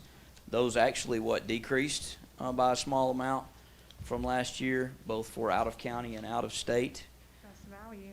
Yeah, and then that brings us to our custodial services contract, and Dr. Johnson or Dr. Robertson. Dr. Robertson will speak to that. Just one item for the board, if it's okay. Just based on the cadence and volume we've had this week, would like to take the Future Ready 2023 update and move it to next month, if that's okay, just because of the volume of just information that we're all taking in, everybody taking in right now. Would like to move the Future Ready 2023 update, the normal board report, to next month, if that's okay with the board. That's not on our agenda. It's, It's closing opportunity gap, I'm sorry. It's item, oh, you mean Marcia's? yeah, item 6A Got it. to April, correct. So we will on Thursday be bringing recommendation for the custodial and grounds RFP. Just a little background information on this process. The last time that we went through an RFP process for the custodial and grounds was in 2013. We put out an RFP somewhere around the end of September, early October. Had 6 vendors respond to it. We asked the top 3 vendors to come back and do a presentation for the committee. And then from there have worked through coming to a recommendation and getting to where we are tonight, to where we'll be presenting SSC as the recommended vendor. They were not the low vendor, but we said from the outset that we were trying to bring to the board the best possible option for our custodial and grounds. And I think in the presentation, you'll see where they have hit several key points that we've discussed or that you have discussed as a board in terms of making sure that we have teacher voice and avenues for school-based employees to talk about deficiencies in cleaning. Staffing has been a major focus of the proposal here by SSC. And benefits in terms of wages and benefits and how that impacts staffing. Then I think you'll see in their quality control process that they have a process that will ensure that our facilities are clean and ready for students to learn. One of the big points that I would like to point out, and I know they will, is that they have 2 local subcontractors.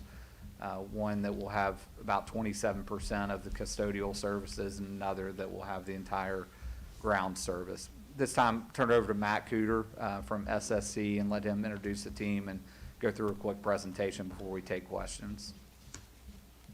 Thank you, Dr. Robertson. Chairman Wingate, members of the board, Dr. Johnson, cabinet members, thank you for the opportunity to allow us to give you hopefully a brief overview of our custodial and grounds solution for the school district. It's a huge decision for us, for the school district. It affects over 40,000 kids, 80,000 parents, hundreds and hundreds of staff members, millions of dollars in taxpayer money. And after what we've seen the last year, it's never been more important to have clean, safe schools. So our presentation tonight is to give you an overview as to how SSC is uniquely qualified to provide this service to the school district. At this time, I'm going to show you a short video, and then I'll get to the introductions.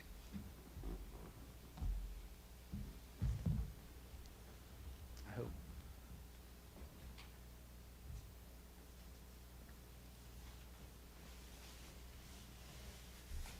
There we go. Thank you.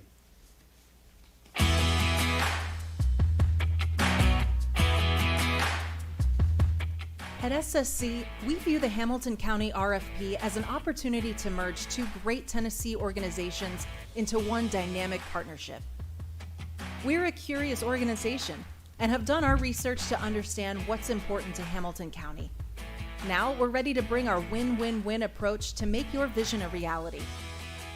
A win for Hamilton County through the inclusion of local partners like Mean Green and City Green, enhanced staffing models, and support for the Future Ready Institutes. A win for Hamilton County students through clean, distraction-free learning environments, enhanced outdoor spaces that promote wellness and positive mental health, and peace of mind for parents. A win for Hamilton County employees through a culture of care and concern, reward and recognition, and training and empowerment. For the SSC family, this opportunity is very much a win. A winning partnership with a Tennessee neighbor that we hope will soon become part of our family.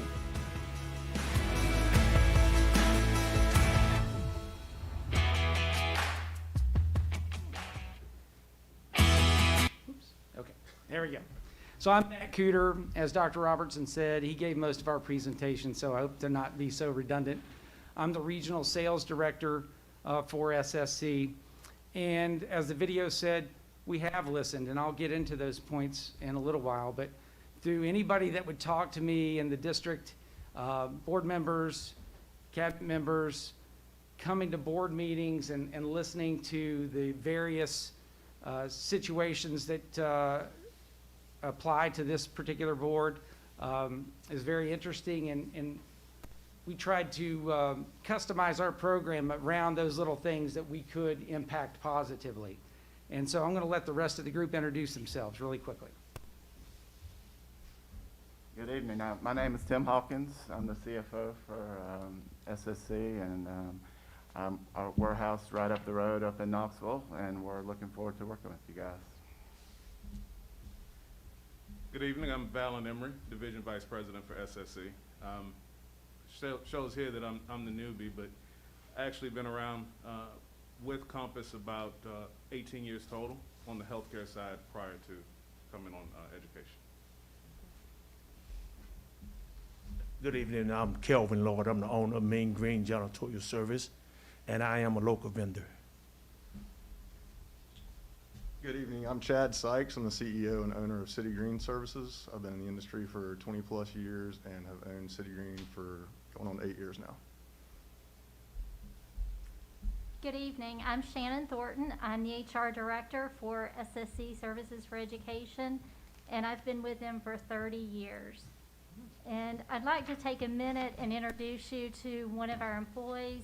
Her name's Carla. She was one of our transition associates. She was a part-time cleaner, and we saw potential in her. She wanted to grow her career, and so we invested in her by putting her through Harvard Managed Mentor courses, and she went on to enter our manager and training program, and now she's one of our unit directors. So we're really proud of the way that we develop our frontline associates that want to do more.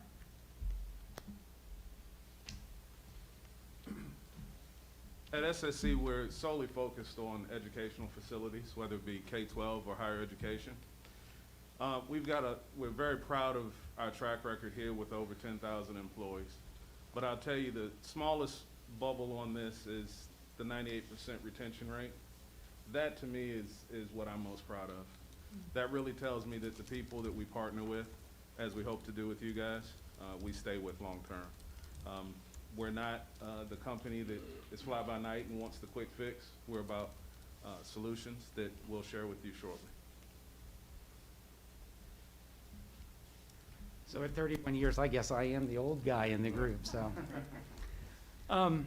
So part of our process to customize a program is to really determine what's important to the school district.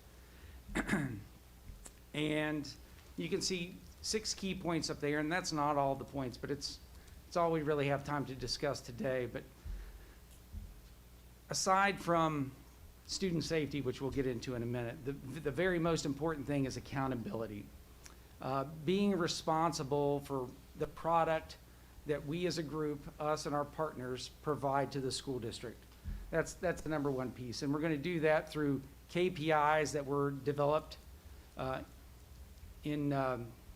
collaboratively with the school district, providing the right amount of oversight to the project to make sure that we can measure what we've produced out there, and certainly monitor the outcomes and share them with the school district.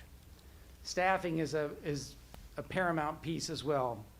We talked about having the right amount of oversight, but also having the right amount of folks cleaning each and every day and evening in the schools. and then having the right programs available to them to keep them engaged. Gallup poll will tell us that only 33% of the folks that are working in any industry are engaged in their job, and anywhere from 14 to 17% are actively disengaged in their job. So they're working against us or you every day. So we've got programs in place for that. And certainly having the right wages and benefits to provide to the employees. Having a consistent training program that's K-12 focused is very important. Our employees need to know exactly what to do and when to do it. And then a seamless transition. Having an effective startup is paramount. A startup in an industry like ours doesn't begin on day one. There are hundreds of processes that need to take place. Onboarding of employees is very important. Clear and concise communication with the building administrators and with the district is very important. And certainly the local community. And what we're bringing to the table here is partnership with two companies. You met Kelvin and Chad. Kelvin's going to be operating 27% of this contract. He's a locally based minority veteran-owned company. Met him at the pre-bid conference, and we really struck up a relationship, and I think it's going to be a very positive one for both of us and certainly for the district. And then also Chad Sykes with City Green, up-and-coming company, and it was very important for us to identify somebody that we feel comfortable with that will work well with our subject matter experts on the ground side. So we're really, really proud to be able to offer that to the community and certainly help us. And these guys, it will help them learn the education market so they can further their businesses as well. And then the last piece is the academic partnership. When we started customizing a plan for the district, it became evident that future-ready institutes were huge in this school district. I remember seeing a video of Dr. Johnson, and honestly, I can't remember the name of that video or which one it was, but it certainly hooked me. And I called Val and I said, we have to do something with this. And it's a way for us to give back to the community. And what we will provide to the district is we will offer 5 jobs each year to graduating students in one of their future-ready fields that match up with something within SSC or Compass Group, whether that be construction or agriculture, supply chain management, or whatever. So U-Haul have a tremendous amount of offerings, and our company is quite large, and we have a tremendous amount of opportunity. And in addition to that, we'd like to share some of our expertise by having guest speaker programs, whether that's live or via Zoom or whatever, with our CEO, our CFO, division president, HR, some of our supply chain folks. It's really a blank slate as far as that goes, and we can do whatever makes sense for both parties. So with that said, we want to dive into the organizational structure. I want to apologize for our org chart. It's quite convoluted. We wanted to pare it down, but we did not want you guys to see something that wasn't in the proposal. And you can see everything on the bottom is our local operation. Seth Farrell, our CEO, who you all will meet on Thursday night, he runs the whole show for us. And all of the operations that he has is supported through our corporate support and our human resources folks. So while that looks quite top-heavy, those resources are stretched over $650 or $15 million worth of business across the country. So it's not top-heavy, really. And Val and Emery, where are you, Val? He is our division president, as we said, and he will be over the on-site regional director of operations, who's going to be responsible for all the operations that take place locally. Certainly our partners, City Green and Mean Green, are in this.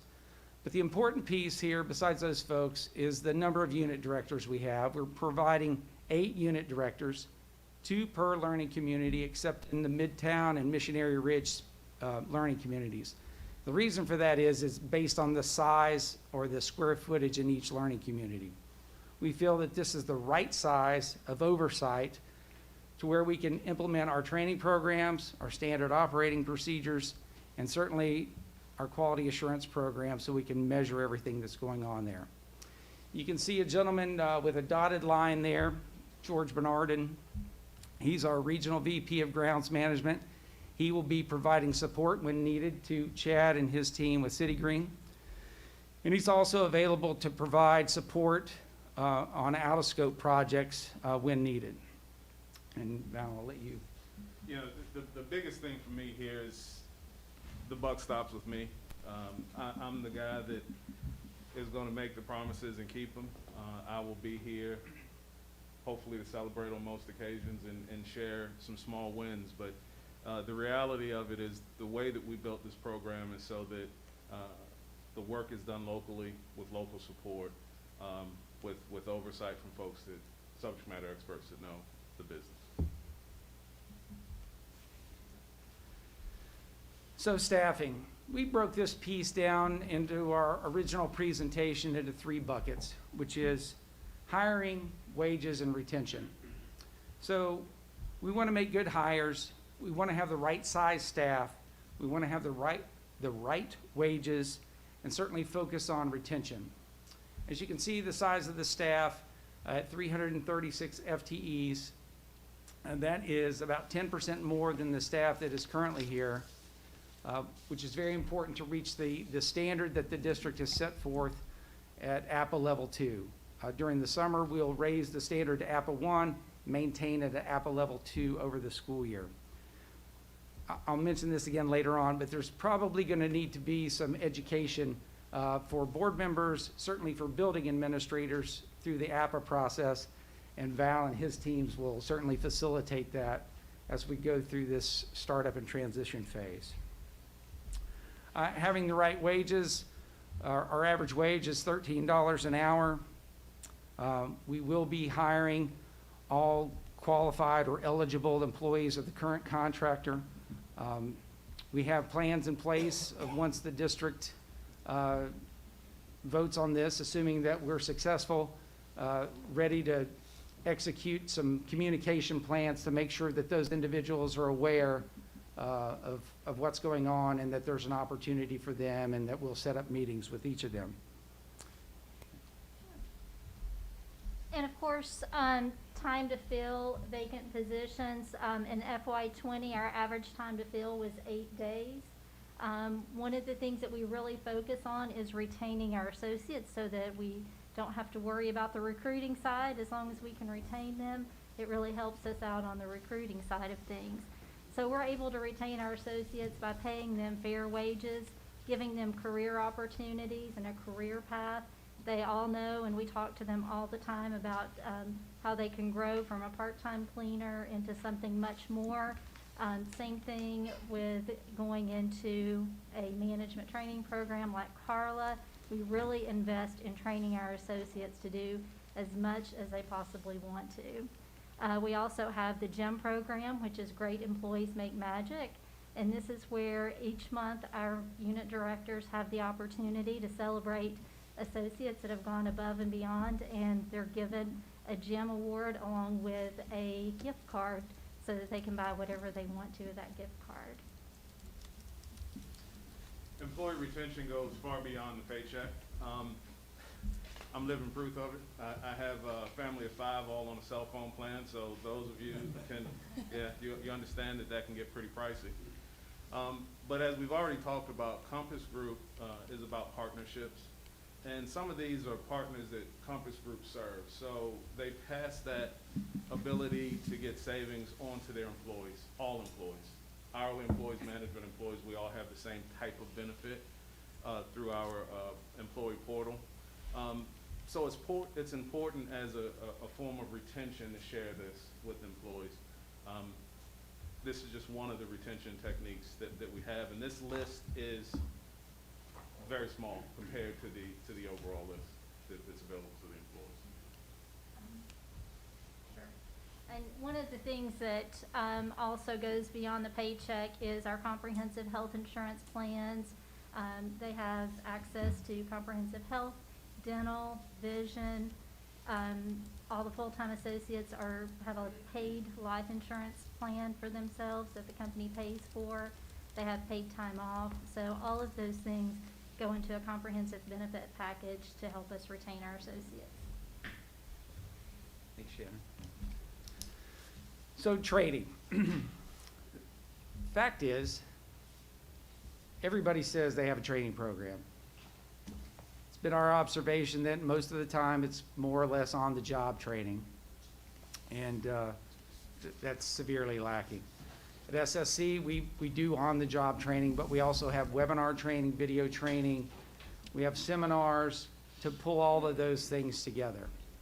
Training covers regular job tasks, cleaning door glass, cleaning restrooms, customer service, HAZCOM-related items, asbestos awareness, bloodborne pathogens, all of those things. So technical and safety training.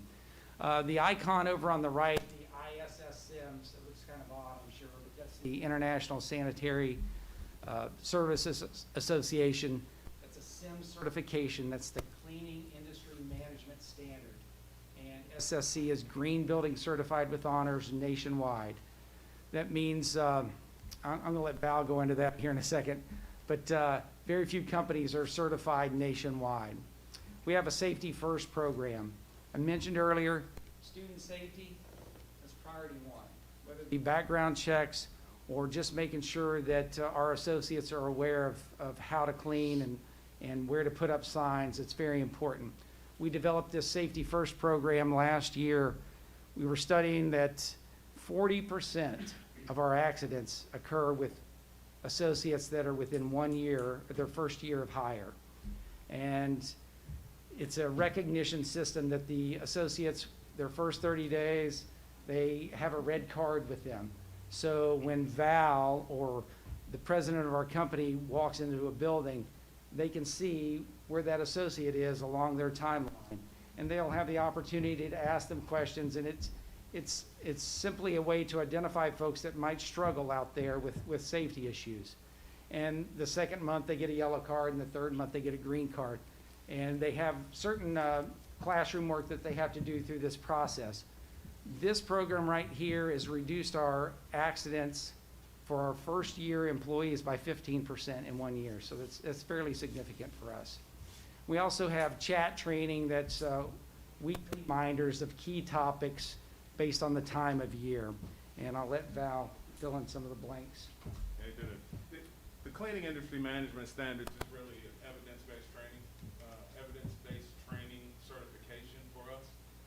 It's a third party that comes around and inspects, and for lack of a better term, they inspect to make sure that we're doing what we say we're going to do. We're going to share SOPs with Justin and with our building administrators. These individuals will come around unannounced and just check in and make sure that we're doing those things. So for us, it's continuous improvement and awareness, just like safety, that the program and processes that we're performing are what we say we're going to do.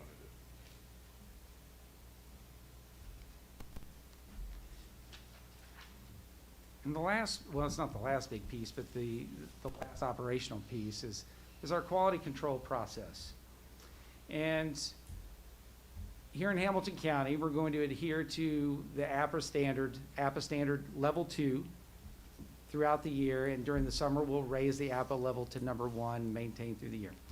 So to get there, we'll implement our standard operating procedures, train our folks, but we're going to have to measure this to make sure that we're there, and we'll prove it to you and provide all of this information to you guys. So we'll be utilizing CleanTelligent. It's a software that's set up on APA, and it's a way for us to easily share information with you. But our quality assurance program is broken up into 3 buckets. So the first bucket is initial assessment. During the startup and transition phase, we'll have our on-site management team, which you saw in the org chart, plus a startup and transition team, which is a group of management in addition to those folks. And they'll be helping onboard folks in some of the startup processes, which we'll talk about in a moment. But they'll also do this initial benchmarking, so we know where we're starting from. And then we will provide that information to you. And the second piece is that we're gonna consistently assess the work that we have. So that's daily, weekly, monthly inspections. Some with the building administrators, some without. And we will provide all of that data to you. We'll also survey the principals so we can get a snapshot of what they're thinking on an ongoing basis. In addition to that, we've got an electronic logbook. Years ago, when I started in this business, you had a 3-ring binder, you shoved it in the teacher's lounge, and you let people mark on it if they had a request. I spilled my coffee, or my trash can has a hole in it, or whatever. Now we're going to utilize an online portal that teachers and principals can input information, and it comes to Val's team real time, so we have it immediately. We don't have to worry about, oh, did somebody remember to go into the teacher's lounge and check that book tonight? We'll have it, and the school system will have that information as well. So that's very important. And then the final bucket is sharing that information through weekly meetings with our client, quarterly business reviews where we roll up all of our quality assurance data, where we share all of our training information, and set goals for the next quarter. So that's our QA program in a nutshell, unless Val wants to add something. No, Clean Intelligent for me is one of the keys here because it creates some mutual accountability.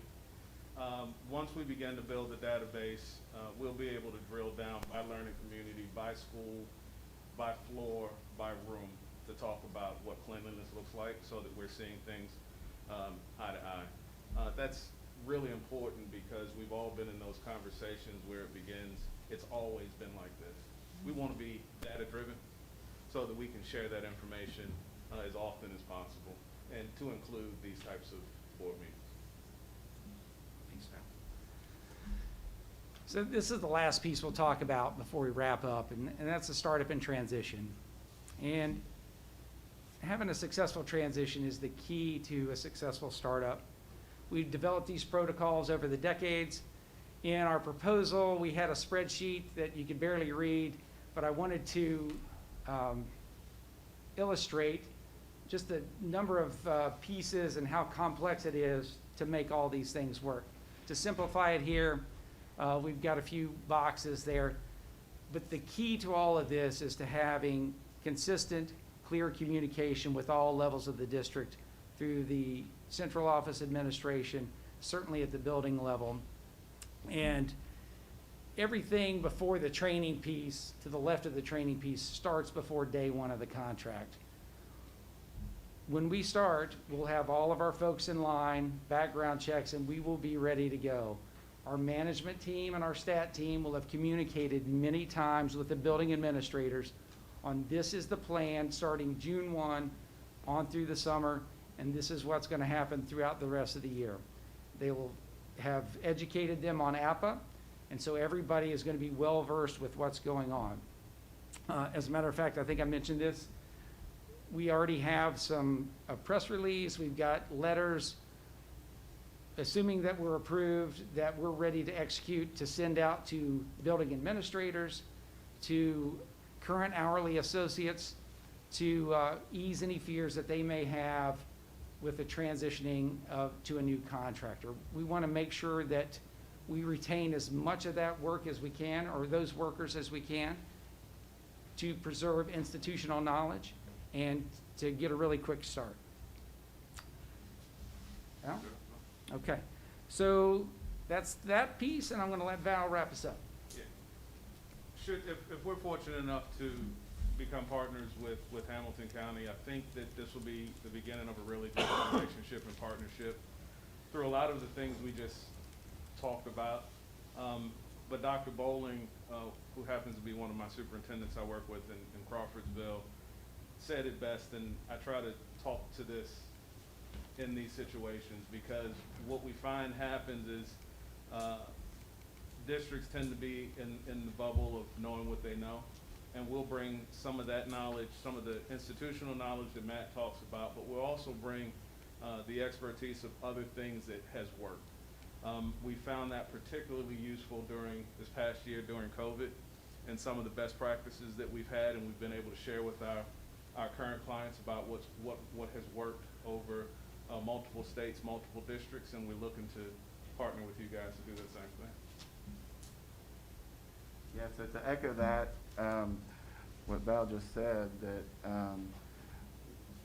we appreciate the opportunity to be here today and to share a little bit about what SSC is and the partnership that that we'll have with Hamilton County Schools.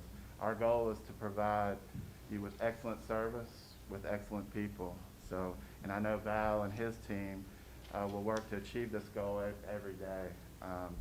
I'm from our corporate office up in Knoxville, and we are committed to provide the on-site team here whatever they need to support that they need, from financial support, payroll, human resources, purchasing for supplies and equipment. So, because ultimately, we want this to be a long-lasting partnership with that both Hamilton County and SSC can be proud of. So that we can be proud of for years to come. So thank you, and now we can open it up for any questions that y'all might have. Dr. Highlander, and then Mrs. Actually, Jones. my question's for Mr. Bennett rather than me, gentlemen. You want to hold it?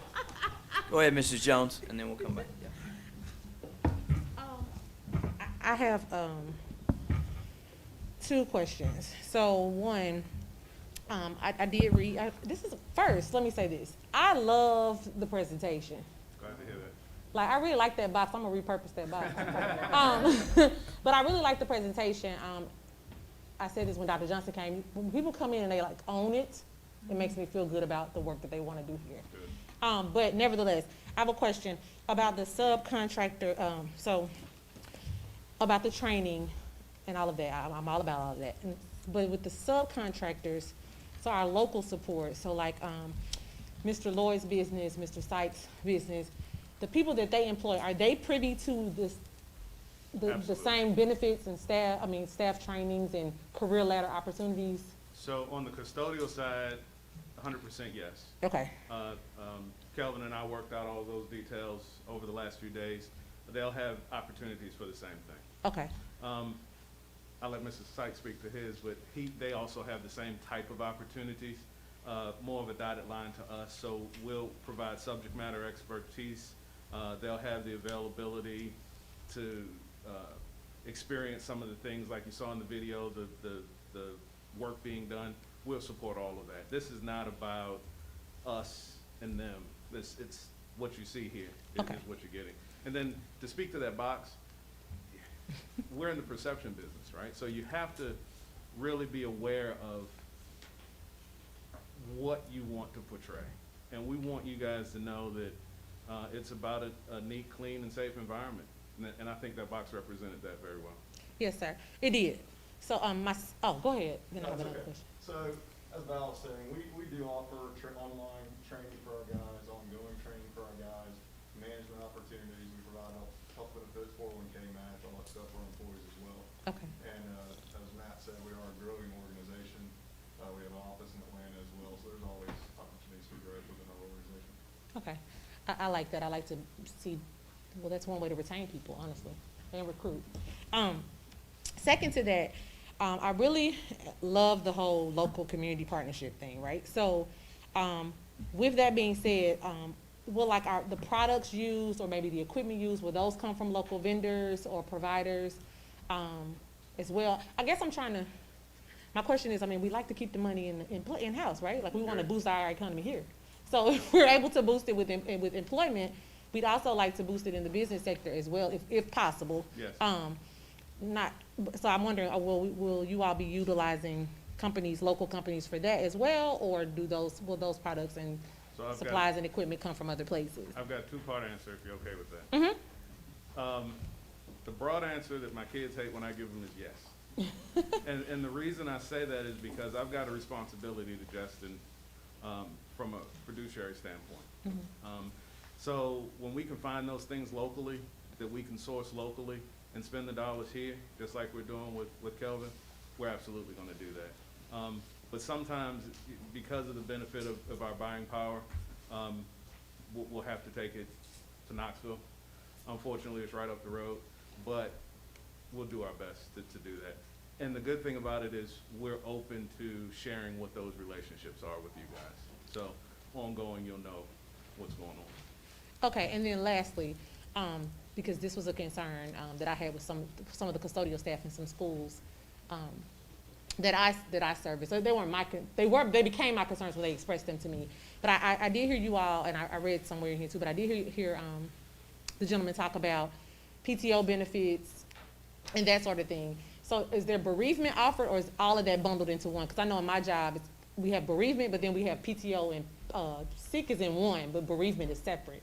And I'm asking that because I had a couple of employees that work with the current company that those were issues, and so I don't want that. If we can help that, I like those to not be one and the same. It's separate, so, if it's within 250 miles, they're given 3 days bereavement. If it's more than that, they're given 5 days. Okay. So we allow for both local as well as people that have to travel either internationally or outside of state. I would answer yes to that again, but. Okay, I'm done. Those are all my sticky notes. Mrs. Thurman, and then Yeah, Dr. just Highlander. Just a question, you said the average pay was $13 an hour. What is your starting pay? Starting pay's 13, that was a misspeak. Yeah, okay. Yes, ma'am. That's the- okay. Starting pay's 13. Okay, That's thank you. all right. We're gonna find some folks that are making slightly more because of experience and that kind of thing. We intend to match current pay rates. Okay, thank you. Yes, ma'am. All right, Dr. Highlander. I do, my question is Mr. Bennett, but I did want to make a comment. I appreciate your giving strong consideration to the good employees of the previous Absolutely. service. And there are quite a few good ones, and I'm very thankful that you're giving them strong consideration. Yes, sir. So, Mr. Bennett, Yes. maybe I misread this. Do we have is this a 5-year contract? It's a 5-year contract with 2 1-year extensions. And I know the question you're gonna ask, can the board enter into a contract in excess of the term of a sitting board member? You can, where you're talking about an essential service, and custodial would be an essential service. It's been the practice of this board not to bond future boards. Right. And frankly, that's a good practice. But the pricing issue was something that was reflected in this proposal with 5 years. So that's the answer to that question. You can enter into a contract for an essential. Policy for that? I'm sorry? Wasn't that a policy? Well, a long time ago, the General Assembly Did limit you to 4 years. And then when that went away, that remained the way that we did things. But the Attorney General decided probably 3 years ago that when you're talking about an essential service that you're outsourcing, you can go ahead and contract into the future. But the problem is you can't anticipate future revenue. This particular policy, this particular proposal, has what I think is a very conservative price index on it. So I don't think that you're presuming on future tax appropriations. So you're within the realm of what the General Assembly, the Attorney General allows you to do. I feel a little awkward. I mean, I really like the folks' presentation. I feel really positive about it. But it makes me a little uncomfortable going beyond 4 years.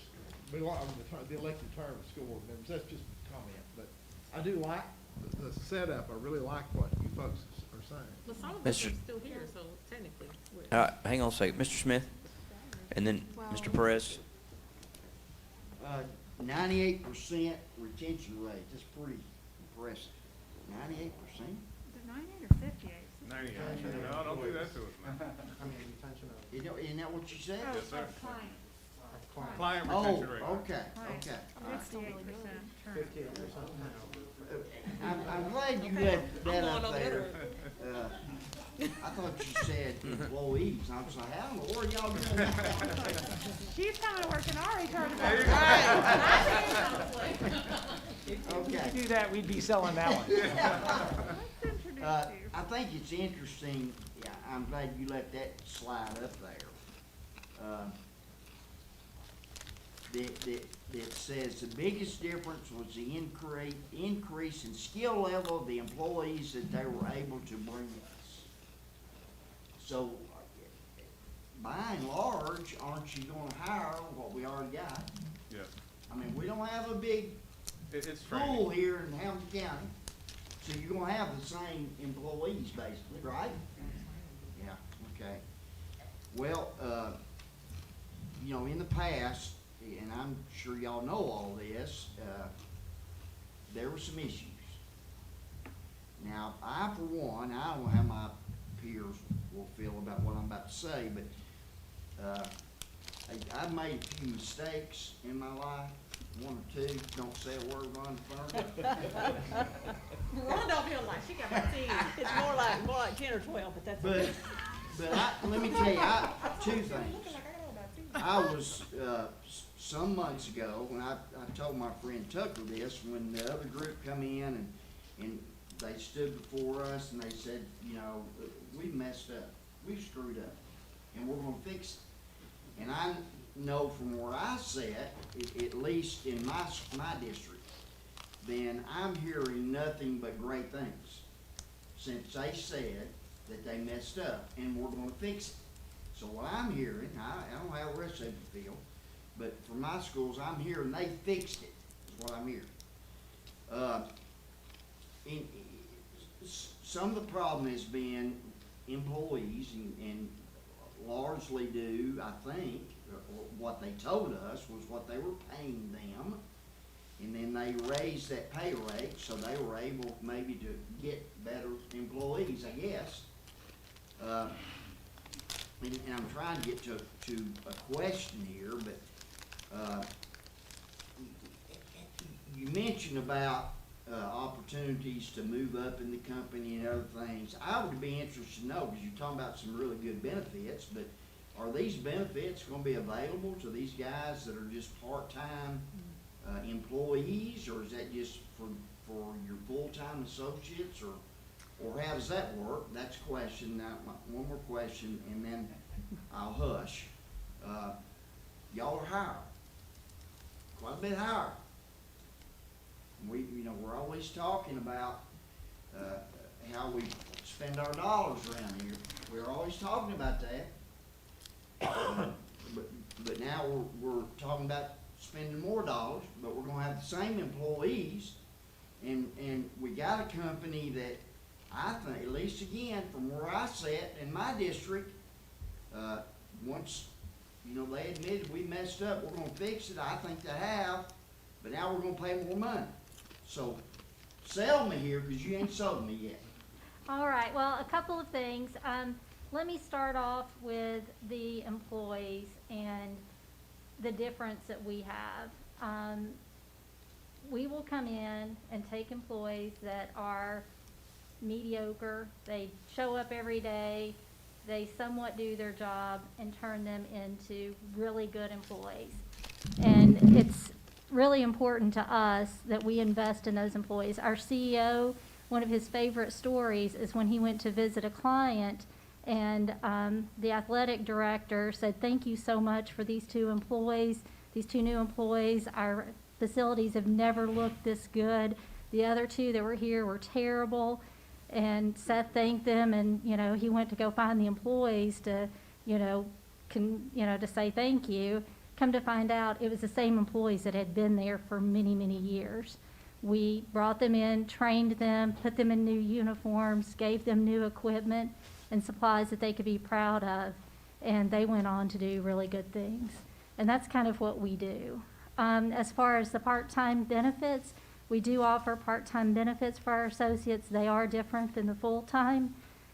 They're not comprehensive health benefits, but they do have access to a health plan. They have access to dental, vision, and all of the things that Val had talked about earlier. Access to, that employee has to pay for that. Right.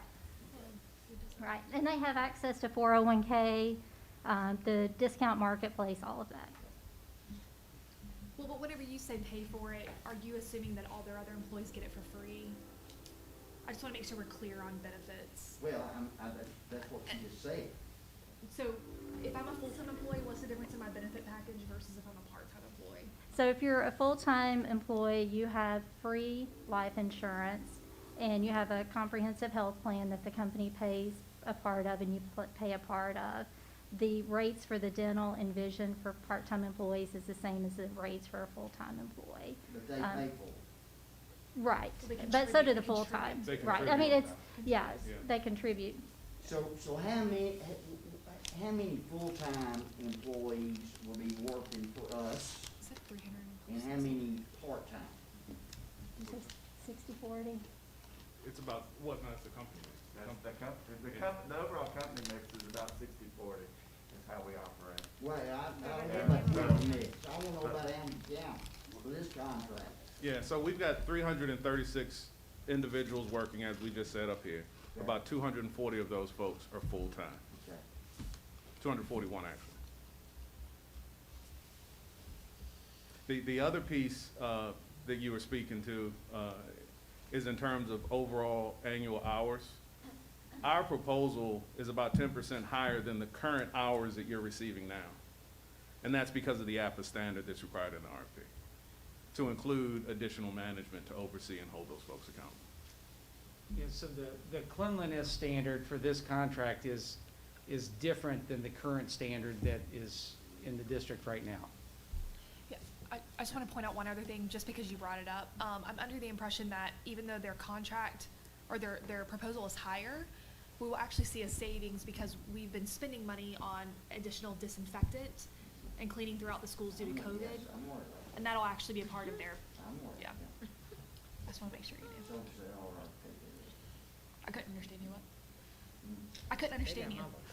So was the other RFP. Okay, gotcha. Mr. Press? So a few questions. I think Mr. Smith's right. We have to justify here as a board an additional expense. You mentioned that you would be hiring 10% more than the current staffing that we have. That's correct, right? 10% more staff. Now you said 10% more hours, but I Yeah, assume it works the it's same. quite about the same. The previous company, or the current company, sorry, had difficulty in hiring, and I just want to know, I'm sure you've already scanned Hamilton County. I want to know how you will overcome that difficulty in hiring that's expressed in many positions that have lower wages. So what you've already investigated and learned about our county and how you can ensure those hiring levels. So it's a couple of things. One is the wage rate. The closer we are to living wage here, living wage here is about $14 an hour. So our starting wage being 13, our average wage is about $13.25. So we feel like we're at a sweet spot there. The other piece is the dedicated staffing to recruiting. Locally, we will have a dedicated recruiter that will focus on nothing but pulling in staff Okay. and hiring staff. You just heard a presentation of 30, how many pages of a bus contract? 30-something pages of a bus contract. We have 8 pages of your contract. And I heard the word fines, fines, fines in the other one, but I read the contract. I didn't see fines, fines, fines if you don't meet the standard. Yeah, this- Now, we will assume you'll meet the standard. You've got great people and great history. But what protection do we have as a school board if we don't fill to capacity? I mean, Yeah. no offense, it'd be a great way to make margins, right? Like, we don't reach capacity, we get paid the same. So what protection is in there? So the contract is backed by the RFP, so the 8 pages of the contract is not reflective of the entire agreement. The contract says nothing Okay. about APA level standards, correct? And so we'll go back to the RFP, and actually in 2013, if you go back and look at it, there were no penalties. And in this one, there are penalties that they agreed to. For example, if a gang set, I don't know what the exact price, but if a gang set of restrooms isn't cleaned one evening, then it's, say, a $100 fine. I'll send you the list, but when that RFP went out that you guys saw, if you go back to. Yeah, and I mean, I'm sure it's valuable to see the list before we approve a contract, but at the same time, I want to make sure that we are protecting ourselves. 100%. If a standard isn't met, so, thank you. The Apple Level 1 over the summer, I, for the first time in my life, read about Apple levels over the weekend. What is this? That much more. But then my understanding maybe, and then somebody said something differently, so that may be different from what I understood when I read the proposal. My understanding is you will get us to Apple Level 1 over the summer. You will maintain Apple Level 2 for the 5 years of the contract. Is there ever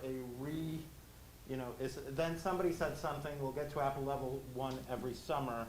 Is that correct? So It that, is yeah, every so that summer. was my misunderstanding originally. It's every summer. It's a Every it's a summer, ramp up. okay, It's because a I was ramp gonna up ask every that, summer, because yeah. I thought, well, I mean, if we can take advantage of the summers to do that, that's great. And the last one is to Dr. Robertson. Where is the value of this company that justifies to me and to our taxpayer the difference in costs?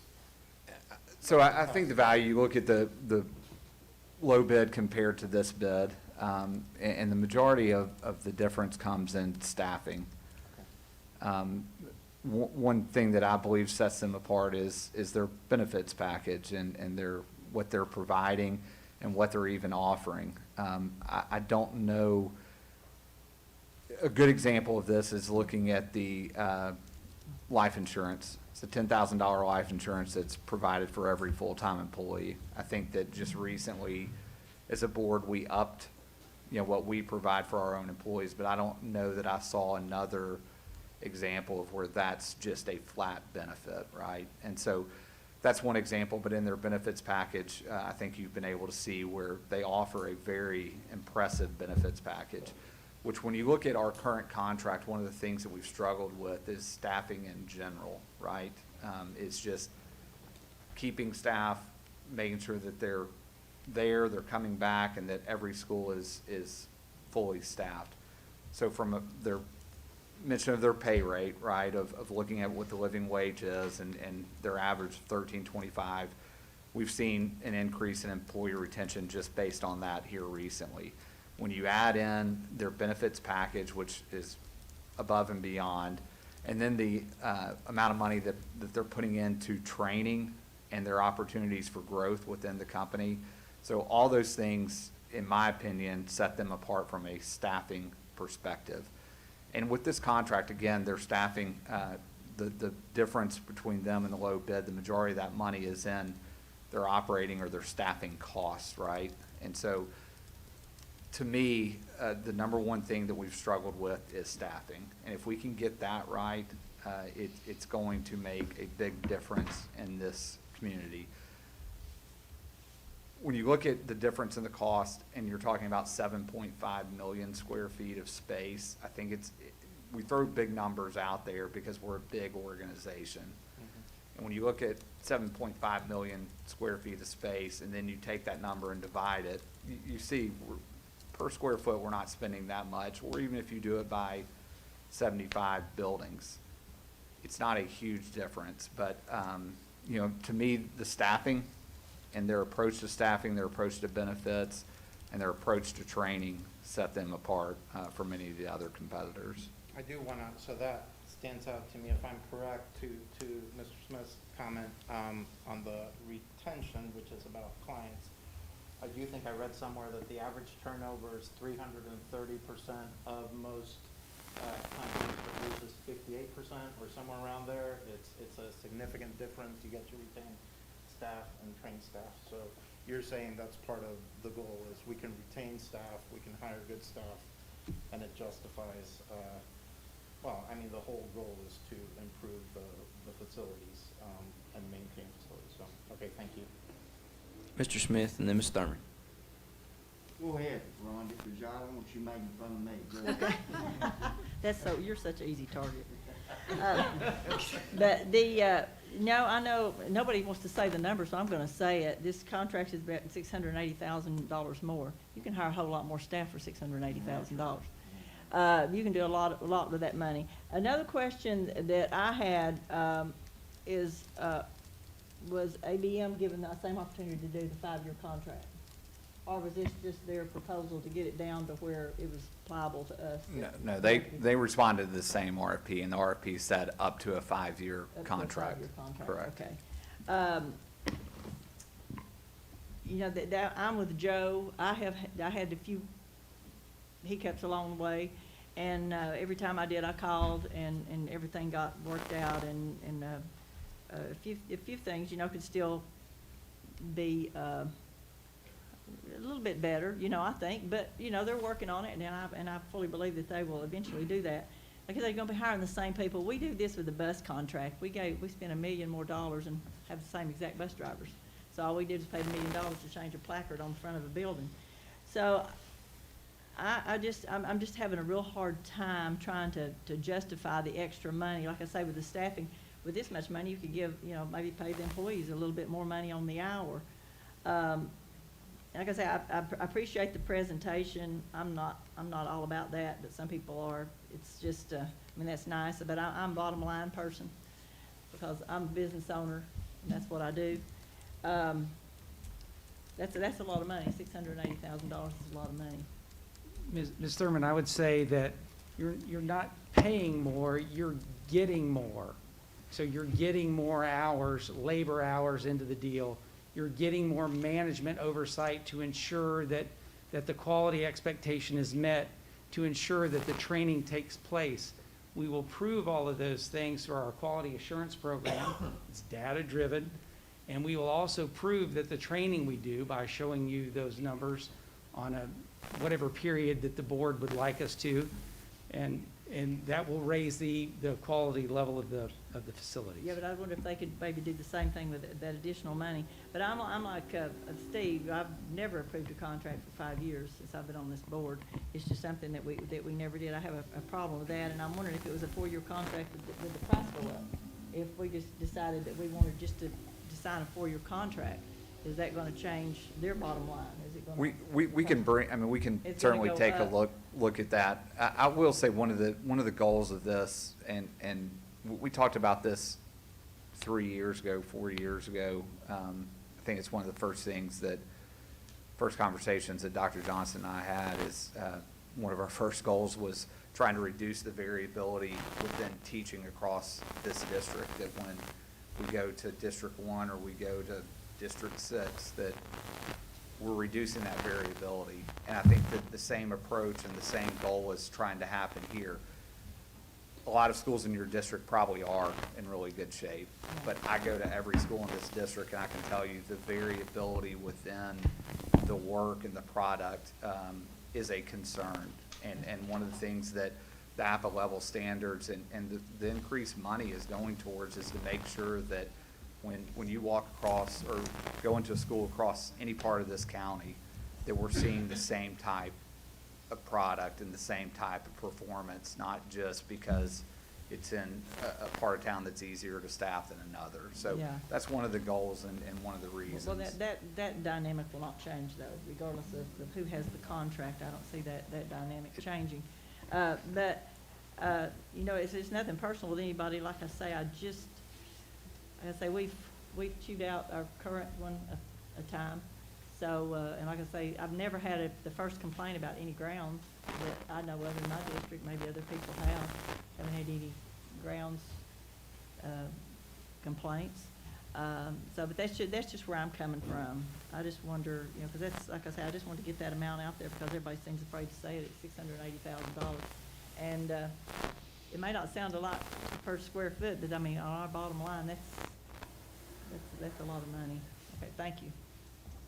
Mr. Smith?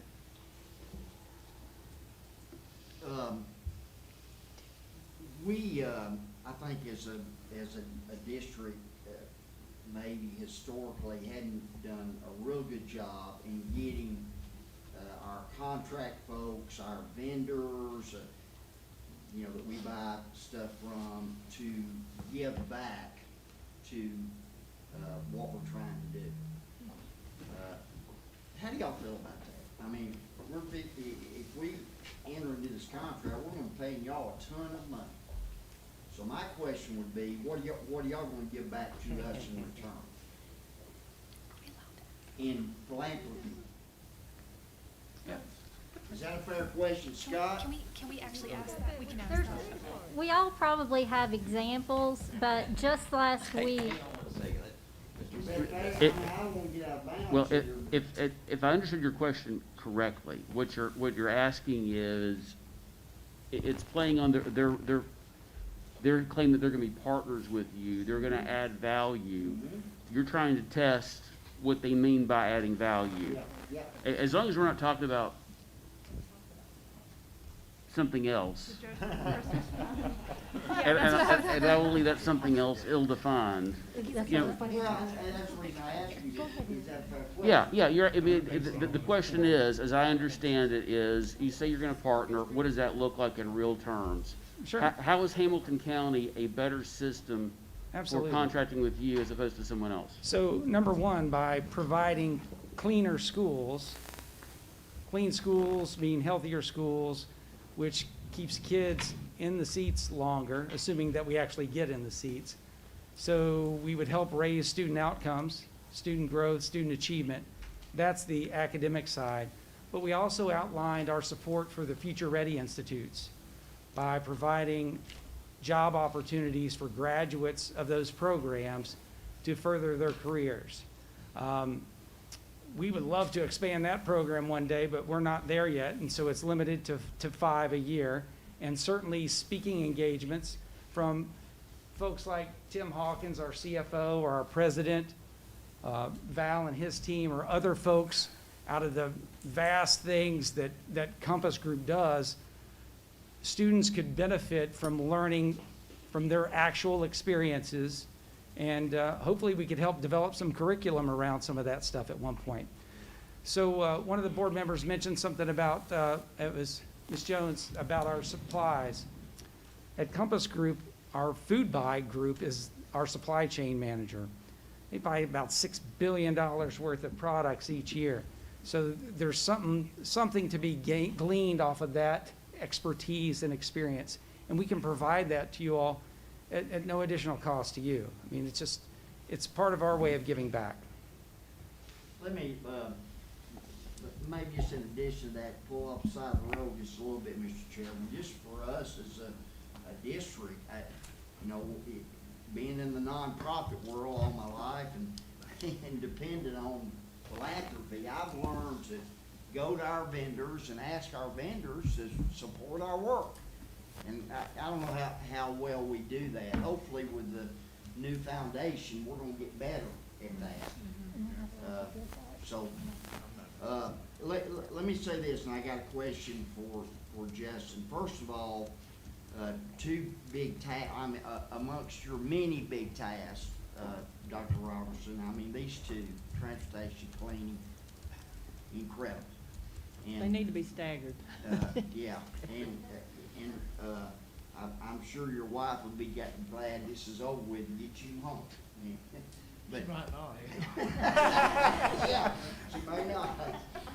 But just thank you so much for your hard work on the transportation and this. But I want to ask you this, has there, a lot could be said that maybe our current contractor has kind of picked up the pace because they knew it was a contract year and we're going to fix it. I mean, some people would argue that. Has there been any discussion about maybe even taking our current contract, extending it 1 year, and tell them we're from Missouri? You know what I'm saying? Oh, show me. Yeah, Show me. yeah, Okay, yeah. I'm from Tennessee. Okay. Yeah. So we're at a point in that contract through extensions where we had to put out an RFP, so there's not a way to extend that contract. I got you, okay. I know that I've been married 44 years, and I don't know how Miss Smith has done it, but she has. And, you know, we have Amen. bumps in the road, and we I always don't know. seem to sit down and work things out and get through things, and we've had a long-term marriage with this company that I think is doing better. I just hope we've really thought about, you know, was this marriage salvageable for $680,000? I ain't gonna say nothing else, Mr. Chairman, I'm done. All right, Mrs. Robinson. Yeah, I wanted to ask a question about, you know, the higher price point, because it seems to be a kind of point of, it seems to be a concerning point to the board. So, you mentioned that this is more work than what we're currently getting. Did I quote that correctly? Explain, tell me again what you said. The standards changed. Right, okay. So that's what I wanted to clarify. So in order to achieve what we ultimately want, it would cost this higher amount, correct? Okay, Yes, ma'am. right. So it's, you know, it's like if I want shoes that are comfortable, like I need to pay a higher price point for them because shoes from one department store that's a lower price department store are not gonna be, anyways, y'all get it, I don't need to go on. I think that what's really important for the board to remember is that, yeah, no doubt, $680,000 is an important amount of money. I could not agree more with that. But I felt like we were going through this process for quality reasons, not because we were like bidding for price necessarily. I mean, price is always important to us, but ultimately what we know is that the standard of cleaning that was going on in our schools for really the last like probably 10 years, we've outgrown it. We can't continue down that path. In my district, unfortunately, I've seen the brunt of the worst when it comes to the current contract that we have. And so there's been too many times that I've walked into my schools over the last 4 years and have actually seen the quality standards that has brought us to why we're going through this exercise. So no doubt that $680,000 is really important. But I think we've got to change our mind around what does $680,000 mean to us and what does it mean for buying the product that we need, which is a product that we need to keep our customers happy, and our customers are our students and our families. So, I mean, you know, I realize that, you know, it's almost $1 million more, but the cost of everything has gone up. I mean, I don't know any way to get around the idea of not paying more for this if we actually want a better product. We could just keep doing what we're doing, though, no doubt. Made that clear, but I'm not so sure I can keep doing what I've been doing for the last 4 years in my district. I mean, guys, I've got pictures on my phones from some of the schools that I represent, and it's disgusting. You would never send your children there. I wouldn't send my children there. I mean, it's pretty unacceptable. And I think that if we really want students and families to believe that we've got their best interest in mind and that equity is real in our community, every school's got to have the same level of quality and cleaning. So I wish that ADM was hitting the mark because I've been right along with you guys, giving them a chance over and over again in the last 4 years.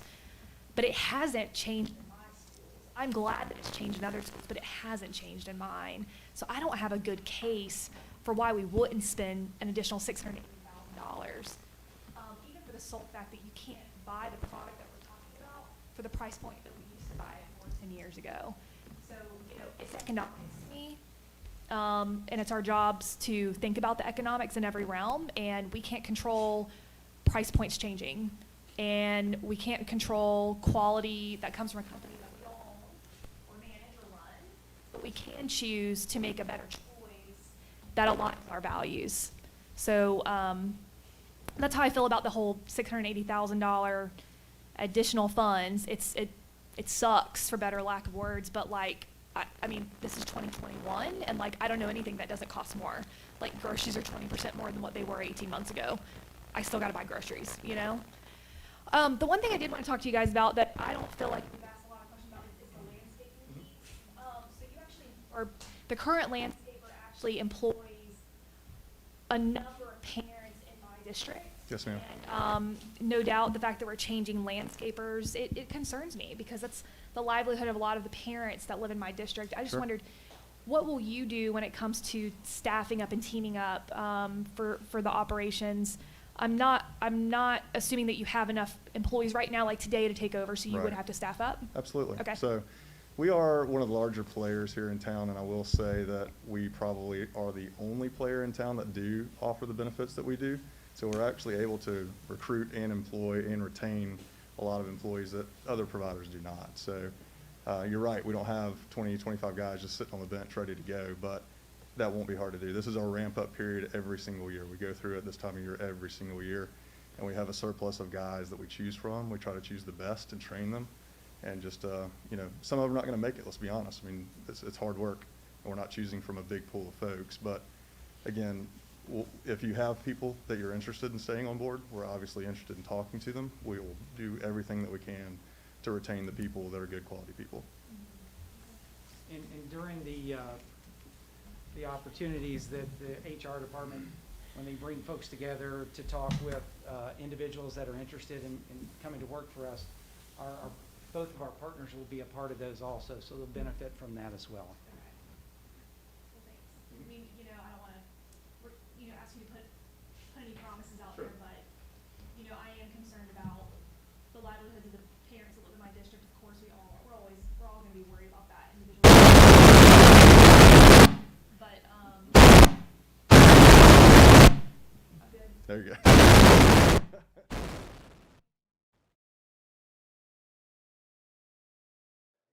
Again, we're not gonna drop any wages. I feel like our wages are higher than the comp rate throughout our area in this part of town, but again, we wanna be a very smooth transition. Are there guarantees that if it's a bad employee, are we gonna keep them? Absolutely no. But we're gonna train them the way we do our things, our culture, and those sorts of things, increase the level of service that you're receiving in schools. But And Ms. Robinson, ultimately, whether it's Chad's company or Kelvin's company, SSC is responsible for their outcomes.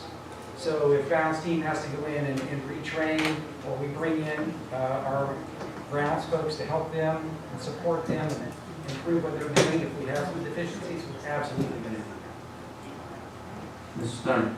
Okay, there's two things. First of all, there were 6 bids. I'd like to see those 6 bids. I don't think we saw those. I'd like to see what all 6 bids were.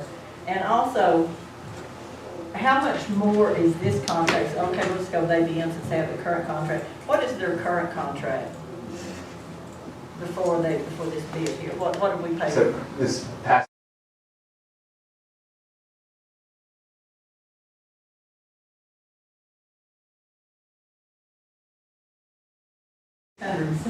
And $680,000, we're going to be paying a whole lot more than $680,000 plus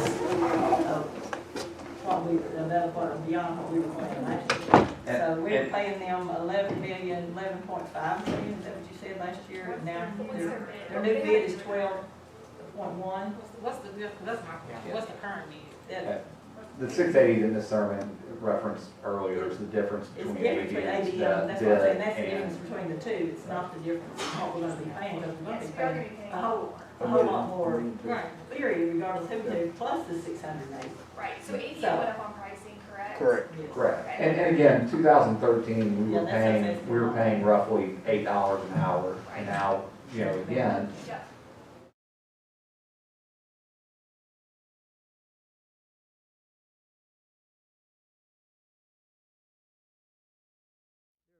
What ABM bid this time over what we were paying this year. Well, to your point, what was the third bid? Like, what was the next highest bid? Just curious, because we haven't seen any of it, to your point. so there were three that we didn't ask to come back because they went all the way up to 22 million. I think the highest bid was 22 million. And so there were three that, you know, even though they didn't score as high, they just fiscally were not even close to an option. The three that we brought back, so I'm speaking off the top of my head. I think the third highest bid was somewhere around 13.1 or 13.2, but I'll get the exact bid sheets and the price to you guys. I'll email it to you tomorrow. Dr. Highlander. Ms. Thurman must have been reading my mind. I was gonna ask for the same thing, but I want more than just the bottom line figures. I'd like to see the whole proposal. from each of those three companies. Are we allowed to do that? You can, I'll have to figure out a way to email them to you, or I can bring you a hard copy, because they range, again, anywhere from 130 pages to 260 pages. You can read them, I'm not reading them. You got that going. Wow. I don't need that, give me the number. Wow. There's been due diligence here. You ready? Is there a, Reader's Digest can do it. I'm a good reader, but I don't know about that. So, Is there a Cliff Notes version? yeah. No. So I think, Read Cliff Notes, that's cheating, Dr. Hollander, read the document. I'm deferring to Mr. Dr. Bennett. He's a doctor of jurisprudence. That's right. But from a process standpoint, most of the time we bring a recommendation, right? Then we'll obviously go through any that's there, but I think to try to preserve the board from the standpoint of 200-page documents for each one, that's kind of why that committee is structured, to be able to kind of go through the process. I don't believe they were the highest. I believe they were right in the middle. At the end of the day, you know, this is a conversation. It's tough. We know costs have increased for everything. We've looked at it from an operational standpoint in preparation. Even if ABM was the selection of the committee, it was going to cost us more money. And so, you know, anything we look at now from a contracted service standpoint, just frankly, will and is costing more. And so that's just that is a reality of this, you know, day and age from a budget standpoint, a consideration that we have to make. But absolutely, we'll get you each of the costs as we go through it, so you can see it and compare it in any condensed versions that they have proposals. Absolutely. I will say the $680,000 is somewhat a problem because it all adds up. The other thing that bothers me is a 5-year contract, because I Sure. just, more is a lot more comfortable. And Yeah. how long is our, did we do a 4-year contract with ABM before? It was a 4-year contract with the options to extend up to 7, so this I is, see the option. And actually, it was there were 2 options to extend it up to 2 years. I mean, we've been with them since 2018, so it was an 8-year contract. And for what it's worth, this particular contract proposal has a bailout clause. So if at any point in time the board is dissatisfied, you can terminate the contract for convenience. Now, there's a financial cost. The board would reimburse the fixed costs that were purchased to service the Hamilton County schools, but that's a relatively small amount of money given the size of this contract. And each year that amount drops. So it's amortized over a 5-year period. So it would cost you a little bit to bail out of the contract at the end of year 1, a little bit less at the end of year 2, and so on and so forth. So if you find yourself dissatisfied, you can get out of this, which is one of the things that the Attorney General said makes it permissible to have a longer-term contract. So the new board could say, you know what, we don't want to do this. Something else too, and this speaks to one of the questions that Mr. Perez had about penalties. You'll notice that in the contract, the board can terminate if it is not satisfied and it believes that there's been a material breach. So if the staffing situation goes unaddressed and the penalties don't work and they're non-responsive, then I think it's 20 days. Is that what we decided on, Dr. Robertson? 10 days. 10 days. Okay, sorry. So 2 weeks. So 2 weeks. The board says, or the board's rep says, this is a problem. You've got 2 weeks to fix it, or we're done. If they don't fix it within 2 weeks, the board can cancel the contract, and there are no buyouts that are involved. It's just done. So this is a much tighter contract in terms of the board's expectations and execution than what you've had to this point. Mr. Perez? And I know we're taking a long time, but this is a big contract, right? Thank you for the clarification, because I felt the same way. Like, they both had the same RFP. And so the difference is a difference at the same, expecting the same level of cleanliness. So to me, what I have to weigh are some of the values that we hope to exemplify perhaps, which I think caring for the staff that serves our community is a value that is important. And that's what I'm hearing is the difference, if I'm correct? Yes. Is the value of higher pay, better benefits, perhaps, and we'd have to see the other contract, but, or the other proposal. And so, to me, that's important. And I also want to point out there is a value of hiring local vendors as well to support that work. And there is, which I had heard from you, and I had wondered when I got the proposal, I'd heard from you when we were talking about this back in October that we were going to want to look as much local opportunity for our local businesses to thrive as well. And then the value of helping support and educate people to grow in their own careers is important to us as well. So I think it's an important decision. One last question from me to you all. Costs are increasing. That's happening. And so I just want to know that we can afford contracts that we step into. So what are you seeing on a revenue side or on a financial side that says we're going to be all right if we step into this? That is correct. So, Mary Ellen, on Thursday we'll share revenue, but we've looked at this number within the construct of our budget to make sure that with either option it's something that we can support. So we feel confident, from a preliminary standpoint, that it's absolutely something we can support. And any contracted service usually has an uptick as we go. So when we start building a budget, we always talk about zero base, priority base, however you want to frame it. There's no such thing in government services because you've got contracted services that always have a carryover, and that's where you start your budget from. We're 81% people, and so, we always start, so yes, is the short answer, and something that we looked at. Here's the last thing I'm gonna say about this, and and these gentlemen know I want to be very frank and transparent. Like, at the end of the day, all I expect is excellence. Excellence has a cost. I'm not saying, I'm not standing arm in arm with SSC at all, and I'm looking at you telling you this. What I am saying is I expect excellence for our children. And whoever our doggone provider is that comes in here and provides service, we expect excellence. Justin knows I'm quick to snap a picture of grounds, so I'm sorry for you. I'm quick to snap a picture of grounds and text it to him on a regular basis.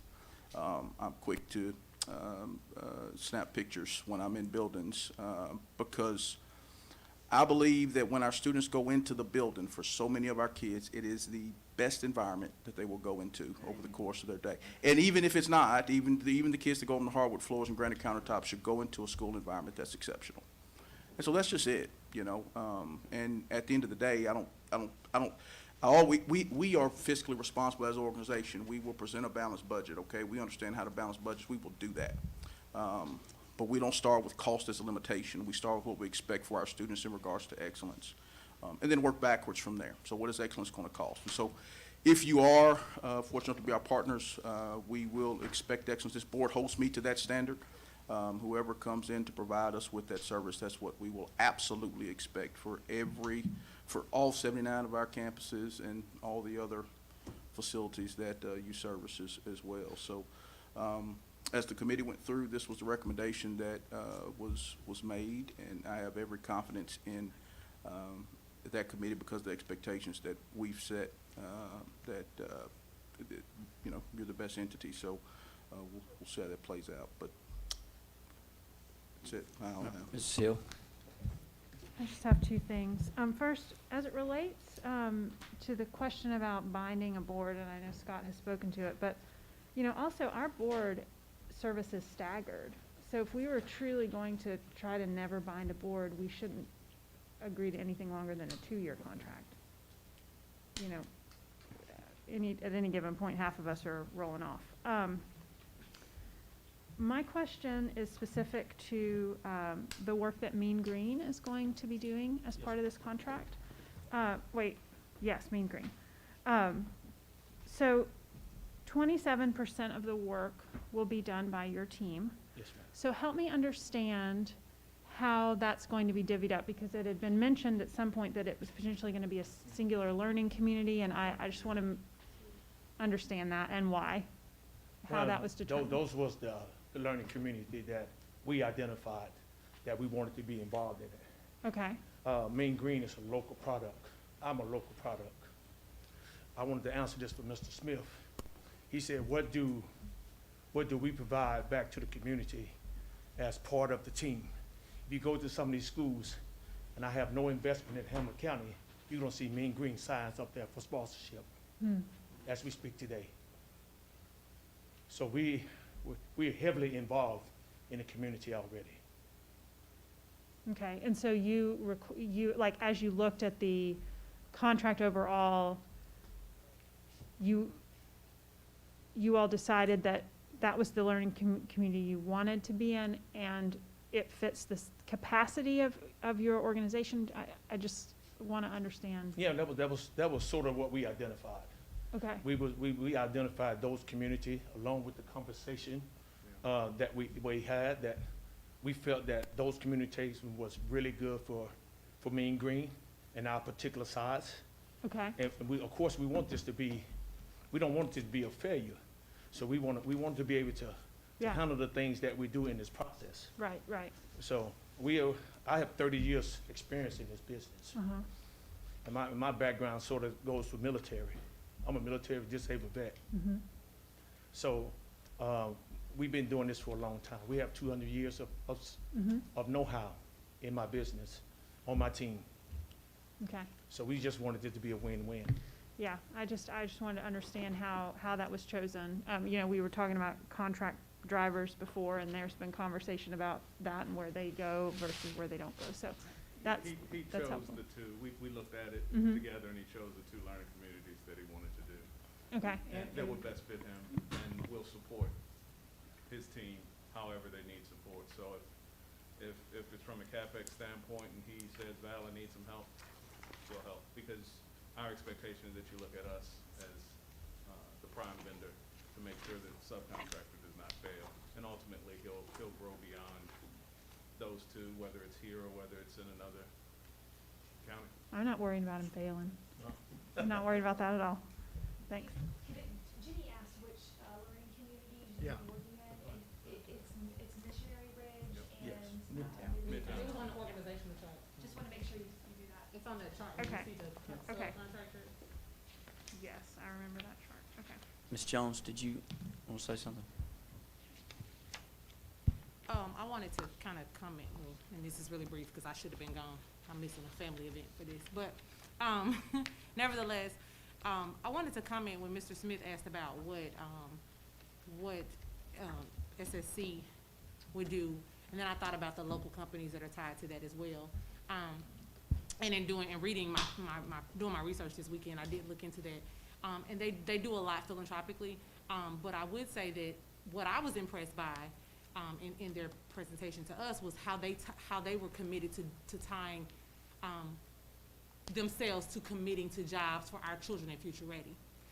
And you're right, because a lot of times people do contract here locally with companies and we don't ask them for anything or have those conversations. But I was really impressed by them wanting to take our students, and if they were in the business, Future Ready, or whatever, you know, the agribusiness or whatever that could be, they could in turn maybe work with Mr. Sykes with agribusiness. I mean, you know, you look at those things, and so to me that was something they were giving back, because they were willing to say, hey, we're willing to invest a job in you if you're able to, you know, provide this. So I thought that was neat as well. Also, when I thought about the local ties, I do think about when you go to places and you drive by certain schools, or you hear about certain scholarships, or you hear about team donations, or whatever it might be, that a lot of times it's our local companies that invest back in that. And in doing my research on these two gentlemen here, I did notice that Mr. Lloyd, he pointed out that when you think about the learning communities that he's representing, and reaching out to him, because I did reach out to find out some information. He is a Howard grad. He's servicing the Missionary Reach community. Howard is in Missionary Reach. He employs parents that are our parents. He employs people that are our parents. That's local, so we're pointing. And when you think about it, if I was cleaning my kids' school, I'm gonna make sure the EJ school right, because I don't want my baby to come home with no germs, okay? I'm a germaphobe. So I think about those investments. I think about, like he said, he just said this himself, and I asked him this, but he's right. He doesn't have a specific buy-in as to being a Hamilton County student's parent, but he gives back to his schools that he attended. He has a heart for those schools. And so I think you have to think about those things. Those are ways that people give back, whether they're giving back billions of dollars or just that time and that investment. And so I think you have to, and I feel like if he supports his schools that he believes in, then why wouldn't he support a Brainerd, or why wouldn't he support a Lakeside, or why wouldn't he support a Hickson? Because once again, if you're employing a parent as a Hickson parent, they may say, hey, my kid's school needs such and such. He might not even be employing people in that building, but he may be willing to give back. Mr. Sykes and that same thing. So I think there's benefit there. And just to be perfectly honest, I know we've been married to a lot of people. I mean, I'm married, so we know how that works, right? Okay. And I'm new to this, right? Real new to this. 5 years this year. But we know how that works. And sometimes in any relationship, whether it's marriage or friendships or whatever, there are reason, season, and lifetime people. We don't know. We can't make people lifetime if they're not supposed to be lifetime. You can't make people seasonal people if they're supposed to be for a reason and the time is up. So I think we have to just really look at that. And in lieu of COVID, I cannot think of, and the schools, once again, like Tiffany said, the schools I represent have had major issues. I mean, I remember campaigning in 2018, and I called a man over at ABM from the building, like, hey, can you come here and look at this field? Can y'all cut this? I'm campaigning, but I had to ask him, like, can y'all just cut this grass right here? Like, it was tall as me, and I'm a little bitty, I'm short, but it was tall as me. It was really tall, like the kids couldn't play on the field, it was tall as me. I get complaints all the time from the staff in the schools that I represent. I've walked in, I know sometimes my children aren't the best in behavior, but I mean, how many times there's a lot of things, and I have pictures too. And Justin knows, I mean, I've advocated I have had to get bathrooms repaired because people just didn't clean them so whatever. It's nasty. Yep. And so for me, I think sometimes, I'm just gonna say for me, my relationship, I mean, just like I dumped my boyfriend from high school, it's a wrap for me. But because I think sometimes you have to move on. I do. I think sometimes you have to move on, and I know we've talked back and forth about quality and what that looks like. And I know that people have upped wages, and but sometimes I feel like people will do things. I mean, I had this conversation with my mom, and sometimes when people know you observing them, they do better. You shouldn't have to know I'm observing you to do better. That should just be the standard.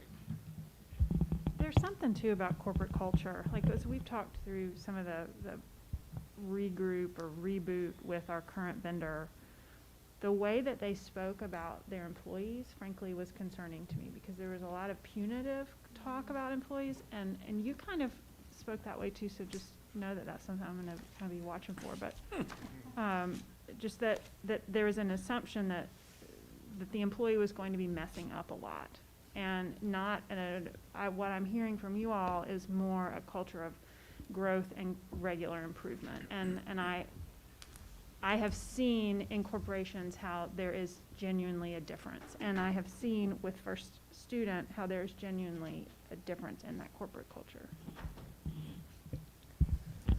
All right, we got any other? Go ahead, Dr. Mr. Wingate, I just need, for technicality purpose, there's a couple things that might be changed on this going into Thursday. One is on the back page, it says SES instead of SSC. And then under the startup and the equipment, we need to make sure that those numbers are amortized correct.